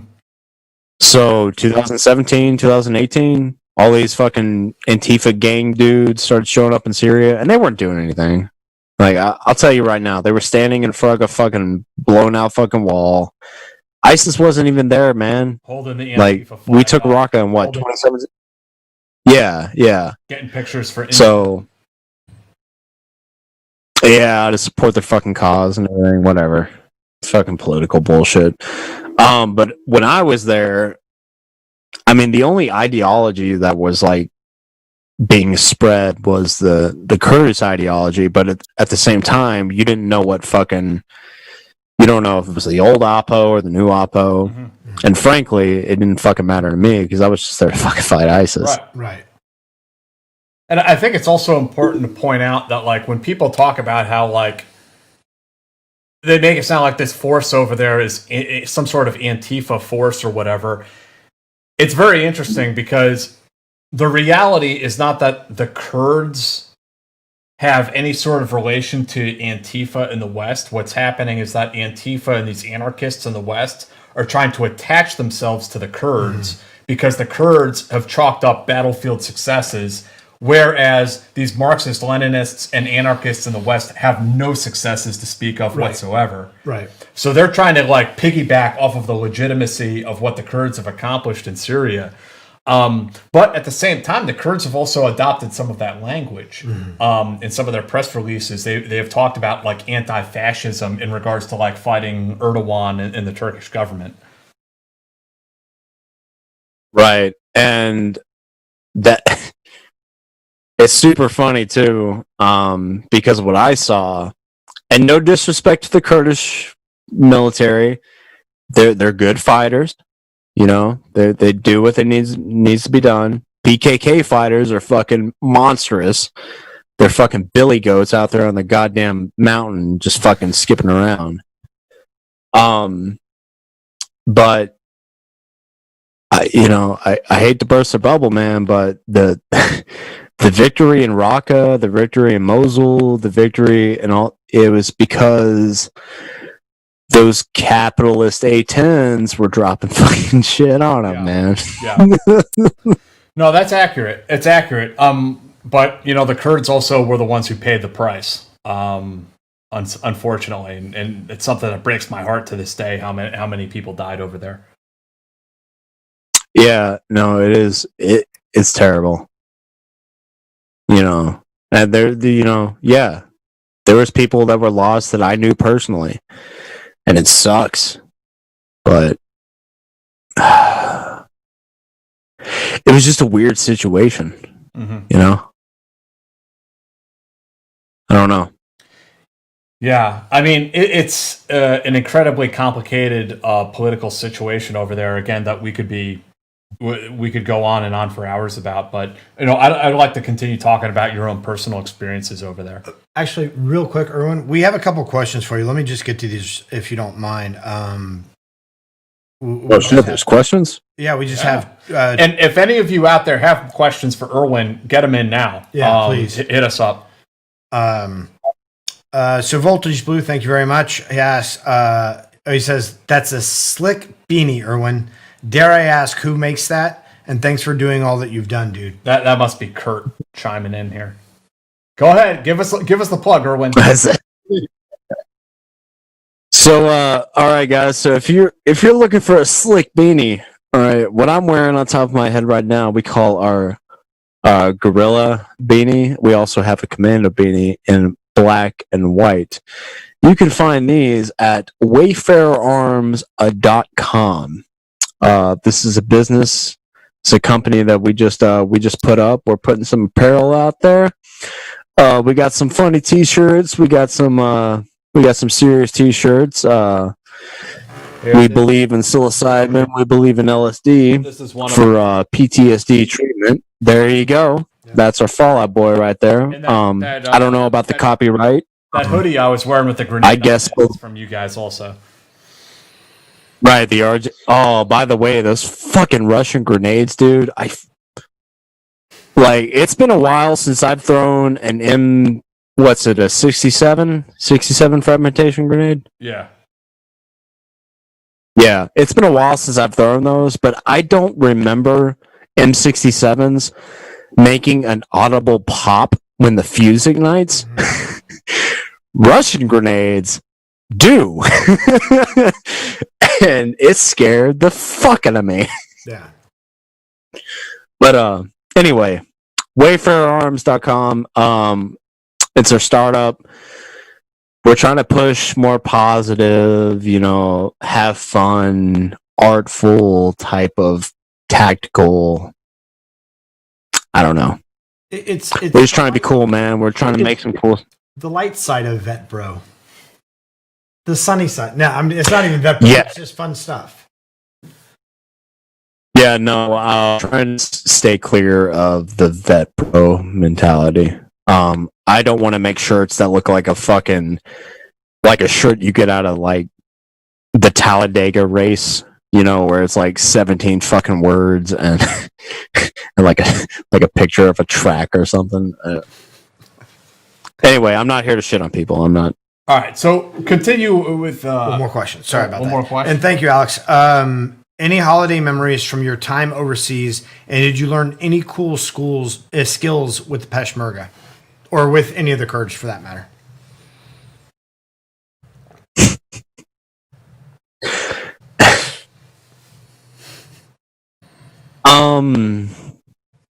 Skills. I learned how to travel. And it wasn't necessarily from the Kurds and everything, but traveling incognito and abroad. Wayfarer Arms, we're actually thinking about starting up this podcast, which is why I have this microphone and I look professional. There's this guy that Kurt actually found a while ago. This guy goes to different countries and he has a challenge where he travels in this country for like 30 or 31 days. And he tries to spend the least amount of money as possible. Mhm. And while I'm watching this guy, he's going into, like, say, France and going to the different cities and different communities and stuff and whatever. And it's really cool. When he starts off his videos, or if he goes to a different city, he, like, establishes troop leader procedures number 1, like a rest plan. He'll get to a new city and he's like, all right, I gotta know where I'm gonna fucking sleep tonight. So he goes to a spot, he sets up his 360 security, his 5s and 25s, are the people 25 meters away from me gonna bother my shit, whatever. Because he sleeps in parks and different cities or do whatever, and occasionally, if he knows somebody in the city, he'll get like a freebie and like sleep in their apartment or everything. But this guy's like, man, I'm drunk. What was the question? The Skills that you skill learn. sets. Any skills you learn with Peshmerga? Skill sets. How to negotiate through foreign countries and not get arrested or fucking picked up and kidnapped and everything like that. Being with the Kurds, learning how to negotiate their sector of their area of operations, how to talk to people, how to present yourself. I definitely learned a lot about that. Because when you go to France, or if you're taking a vacation abroad, you can't act like an American. Whether you want to believe it or not, Americans have a distinct way of acting in front of other people, especially different cultures and different countries, or different people, you know what I mean? Yep. So if you can figure out the lingo, figure out the way you need to present yourself, figure out how you go about it, that's what I did learn about the Kurds, how to act, how I need to act in a Kurdish society. Yeah. That's one of the biggest skills, I think. Yeah. So, I hope that answers the question. that's awesome. Yeah. And then what happens from that point, from the dam operation and clearing out those villages at that time? So after that whole debacle, they ended up taking the dam, which is great. We got control of that, and ended up taking control of several of the villages south of the dam in order to prepare for Raqqa. At that point, when was it? Like January, I think. At this point, I was sleeping in a Hilux. It's cold as fuck every fucking night. I was sleeping in the fucking passenger seat, cranking over the engine every hour or so to keep the heat in the car. At that point, man, I was fucking done. I was done. Like, I'm not eating. It's cold as fuck. There is snow in Syria. Guys, did you know it snows in Syria? Because it does. And it gets fucking cold in the winter. Fuck yeah, man. So at that point, I had enough. Raqqa was going to go off. I didn't know when. I didn't care to know when. It could have been next week. It could have been a year from now. I was at the point where I was like, okay, Raqqa is going to happen like fucking 2 years from now. I'm not doing anything. We're not getting anywhere. So let's just go home. So I just went home. Well, in February, I think. How long had you been there? The total amount of time that you had been out of the United States at that point in time? 11 months I spent outside the United States. So 5 in Iraq and No, excuse me, 6 in Iraq and 5 in Syria. And with Syria and the YPG, so many volunteers were coming over that they actually set up like this contractual agreement, where if you wanted to leave, that's fine. The YPG would pay for your ticket and pay for all your expenses, but you had to do at least 6 months in country before the YPG paid for your shit. I only did 5, and I was sick of the shit. So we ended up getting back into Erbil under the YPG, and the guy that ran the recruiting shit or whatever. Like, I ended up just talking him down, like, because the YPG didn't want to buy my plane ticket to go home, and then on top of that, we had the penalties to pay for our expired visas. Right, so if you want to go home but your visa's expired, you have to pay a fucking penalty to fix that. So I ended up going to the fucking immigration office, and I just raised hell. I was like, "Fuck you, fuck this, I'm never coming back." They're like, "We'll have to deport you, sir." I'm like, "Fucking deport me! I don't give a shit," because the penalty was like $200. But once I like showed my ass a little bit, it jumped down to like $2. They're like, "Just give us $2 and we can like reinstate your visa." I'm like, "Good." And then the YPG guy was like, "We're not going to pay for your ticket home." And I was like, "The fuck you are? Like, you're definitely going to pay my ticket home. Fuck you." So like, so I was able to swindle my way out of that contractual agreement. Well, while you were with the Peshmerga, you didn't get paid at all, correct? Or they gave you money afterwards? So before we went to Syria, we were given. Oh man, I don't know. Does the IRS hear your shit? Do they listen to this? I don't think so, bro. I don't think they care about this. But the CIA watches this shit, and so does the military. Oh, fuck it, whatever.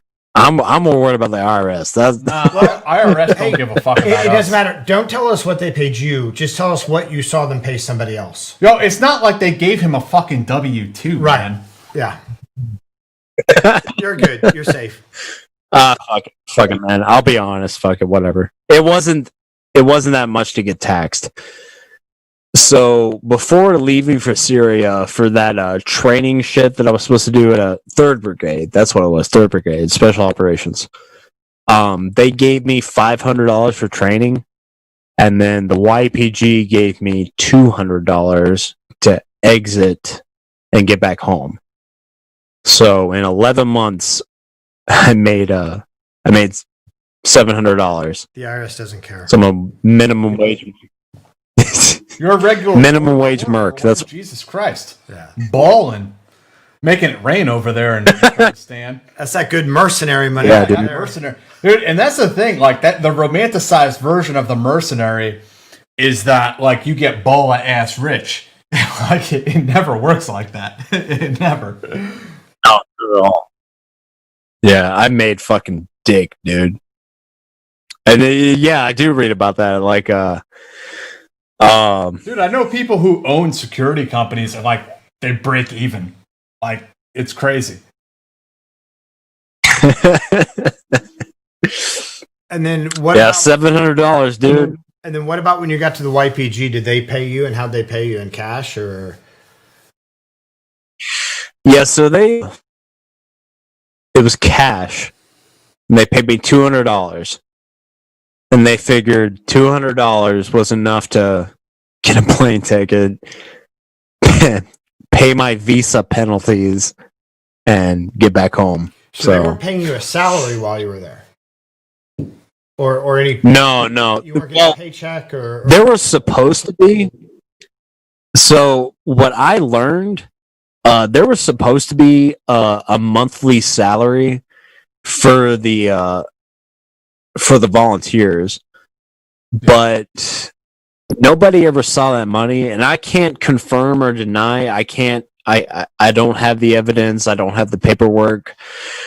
But from what I saw and what seemed to be happening was the YPG was actually pocketing the money that was designated for the foreign volunteers. Yeah. I can confirm from my own reporting that there was Oh, what? I didn't hear his real name.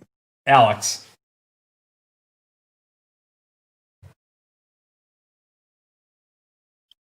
Damn. I don't remember that. This shit was 5 years ago, man. I don't remember any of this shit. So, Erwin, just so you can sleep tonight soundly with no worries, one, I assure you the IRS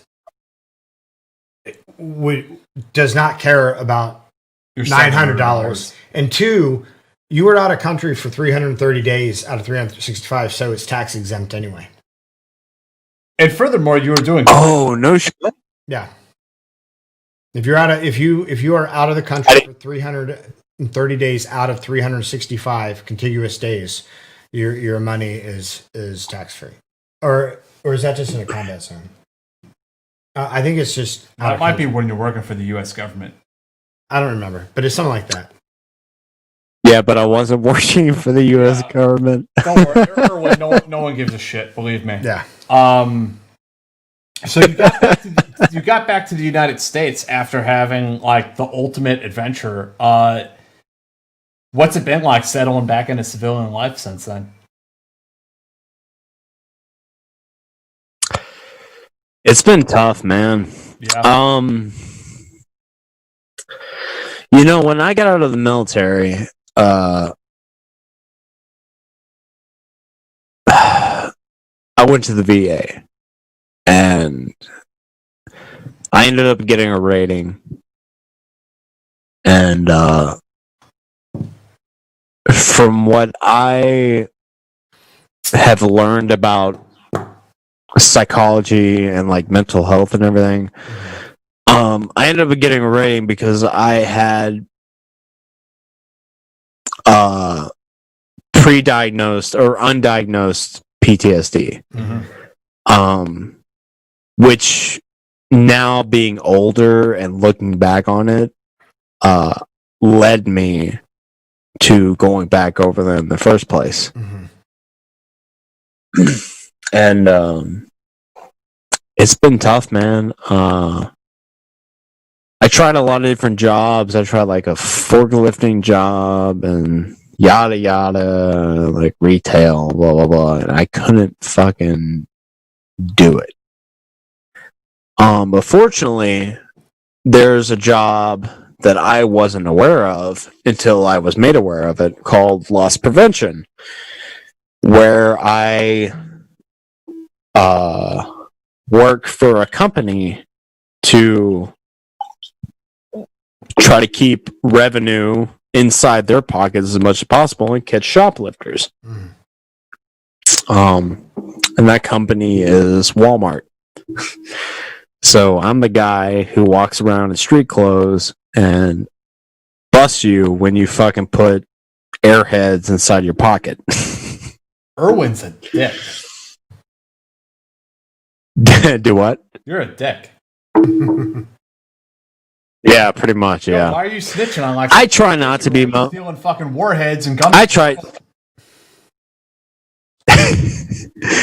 not to be. I've met, because I've been doing this for about 3 years, and I've met some fucking assholes that like to just put people in the corner because it makes them feel good. You're like shaking. I deal with girls because they forgot to pay for a York peppermint patty. Yeah, I don't go after that. I go after like legit fucking like, dude, there's no reason you need this $500 TV. Come on, man. But I've met people that like to stop people on like bullshit. Like, this guy stole our fucking Twix bar, and now I'm gonna send him to jail over a Twix bar. Come on, bro. Like, and I actually stop a lot of veterans. There's one vet that I stopped She was a female, and she was active duty. She was a private. I had fun with her because she was stealing stupid shit. She was stealing like fucking makeup and like condoms and fucking stupid. Like, what's your first sergeant's name? I'm gonna call him up tomorrow. Fuck you. You know. But I have stopped vets that are legitimate. Like, they got into a bad place. Mm-hmm. The VA didn't help them. The VA fucked them over. They're suffering from whatever happened to them on the tour, and this guy that I stopped is literally, he stole a fucking sandwich and some ketchup and like a water. Well, and with those guys, I'm obviously a little more lenient. I talk to them. I figure out their history. I figure out the past. Oh, okay, you're on heroin. Why are you on heroin? Because of the PTSD. Okay, I get it, man. You can't steal food. That's against the law, but I'm not gonna fucking bust you. I can't do it. What is it about these other jobs? What was the forklift or the other stuff? Like, is it that you get bored? Is it that you don't like? I mean, obviously you're good with dealing with people if you can handle this situation. So how does your post traumatic stress affect you, sort of in the job market? It's bad. Because with my job, and I actually told the VA this about a year ago, because I'm dealing with PTSD. Unfortunately, or the grocery door, and I tried to keep them alive as long as I possibly could before EMS showed up. Unfortunately, we couldn't do that. This is a job that satisfies my adrenaline and able to, satisfies my adrenaline because I need that. I need to feel that sense of I might die today. I might do this. I might do that. Like, but at the same time, not all interactions require that type of mentality. Right. Yet, I still produce that mentality. I don't know, man. It's weird. I don't know. Is there any satisfaction or any sort of satisfaction for you having that feeling, dealing with somebody, not knowing how it's going to be, but then arriving at a peaceful resolution where you feel like you're helping somebody?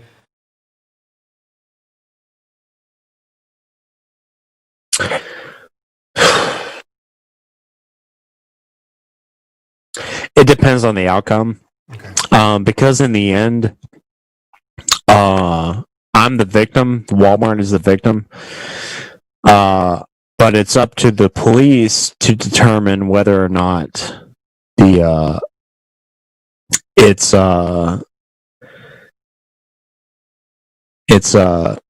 worth enough time for the prosecutor. Right. Right. A lot of people don't understand. When you get arrested by the police, it's not the police that are putting these charges on you. They can suggest it. Oh, criminal intent, fucking burglary, fucking blah, blah, yada, yada. But it's up to the prosecutor to actually determine whether or not it's worth fighting. Mm-hmm. You know what I mean? Mm-hmm. I've dealt with some people that definitely deserve it. There's people out there that are fucking coked out of their mind on heroin, stealing shit to fucking support their heroin addiction, blah, blah, blah. I've definitely dealt with that. But I've also dealt with people that just fuck up. They just fucked up. Right. Right? I stole this mattress cover because my wife and baby... This is actually something that I went through. I stole this fucking mattress cover. I stole this fucking blanket. I stole this food because my wife and baby are going to be sleeping under a bridge in the rain tonight, and I wanted to make sure they're safe and warm and comfortable. Mhm. And it's shit like that, yeah, dude, I'm not going to prosecute you. I'm not going to file charges. I'm not going to. I get it, you know? Now, depending on the amount that you stole, if you stole like $1,000 from me, yeah, I have no choice but to prosecute. That's $1,000 fucking dollars. Right.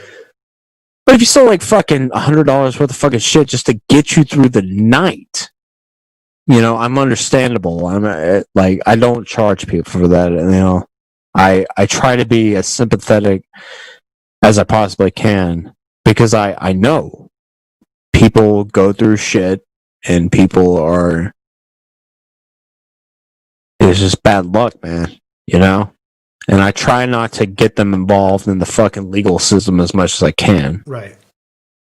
Now, Erwin, having grown up in America, where even, you know, where we have a certain level of comfort, and obviously you pointed out examples where people don't.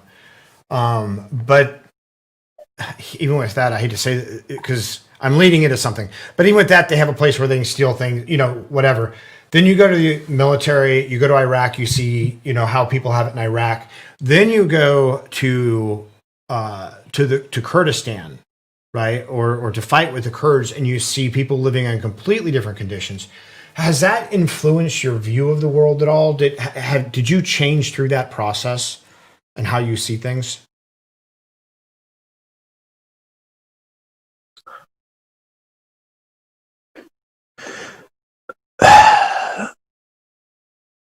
Yeah, maybe a little.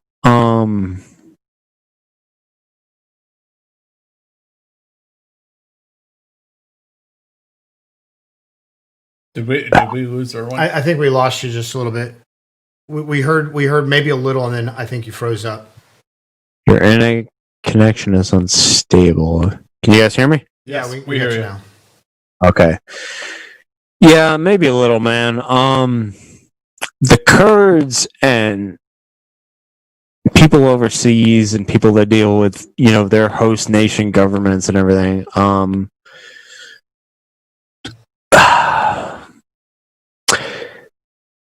don't know. I guess folks don't understand how fucking lucky we are to be in America. And you know, I see I'm in LP groups, and a lot of these folks love taking people down. In fact, in Renton, my last I I had a boss. She did some shit. She got let go. Nothing crazy, nothing whatever. You know, it's fucking Walmart politics. That's why she got let go. And then I got our new boss who absolutely loves sending people to jail.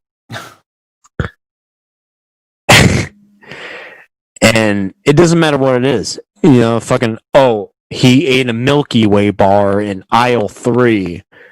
I'm gonna take him to jail because he ate a fucking Milky Way bar. People don't in our country don't understand how human beings, how bad they have it. You know, we're lucky. We're lucky that I can get on this podcast and say Donald Trump is a loser or Joe Biden sniffs kids, and I don't appreciate that. I'm lucky that I can get on here and say that and not fucking go to jail. Right. Yep. But there's a lot of countries out there, man. There's a lot of human beings that have to watch what they say. And it's just, I don't know, man. I think people take this country for granted. I think so too. You know, yeah. But you can get on Facebook and call Donald Trump a fucking fuckboy, and nothing's gonna, your door's not gonna get kicked in. You're not going to go to jail Right. because you have the Right. the First Amendment. He's essentially the worst dictator ever. The dictator, yeah. He's the worst dictator ever. Oh. He can't even keep you from talking shit about him. Erwin, Brad asks, have you ever seen someone successfully ride a bike out of Walmart that they've not paid for? Just like stealing it by riding it out the front door. That's going to be a no. The last bike push out I actually had a broom, and I threw the broom through the spokes of the wheel, so he didn't make it out the vestibule. That's hardcore, dude. Was he riding it or pushing it? He was riding it. Nice. That's fucking gangster, man. That's good imagery. Well, brother, we're like 2.5 hours in, man. I think we got to start winding down here. Tell us about your book that you wrote about all of your experiences. Tell us about this apparel company that you're running and where people can go to find all this good stuff. Yeah, not a problem. So I did write a book. It's called Cab Hunter, like taxi cab, CAB Hunter.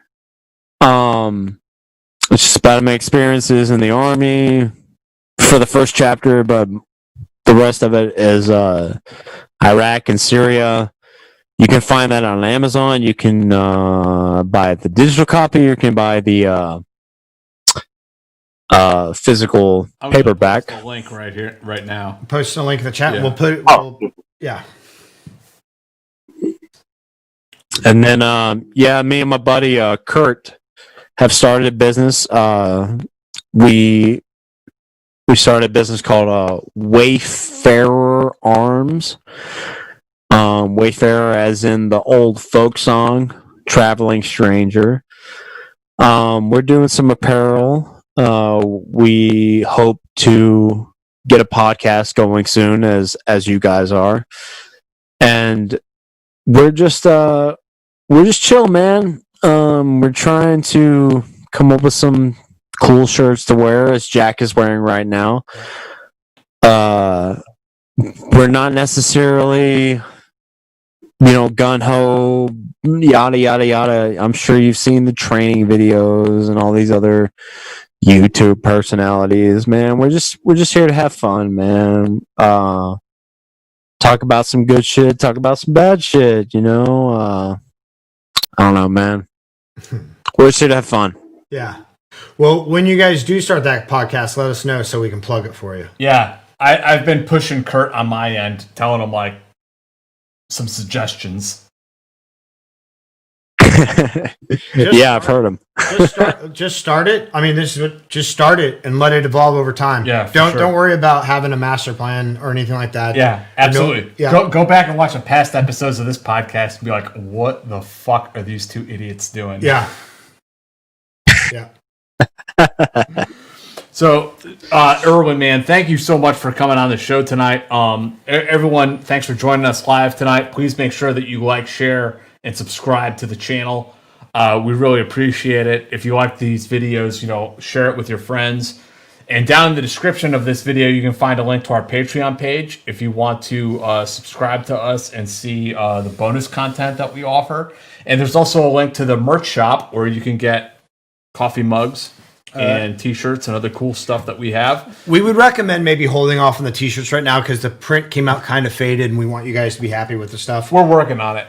This is how the hoodie comes out. It looks a little vintage. Let's see here. Where's that at?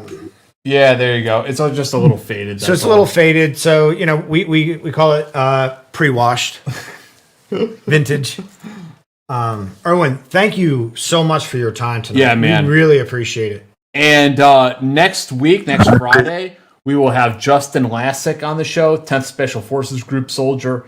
He's a double amputee, lost both of his legs. So we're going to have him on the show next week. So thanks, man. And Erwin, if I get you to stand by for a moment so we can do a bonus segment, is that cool? Oh, Oh yeah, I'm here, man. Okay. All right. I'm here for you, Jack. I appreciate it, bro. So thank you everyone for showing up tonight, and we will see you next Friday. Thanks, guys.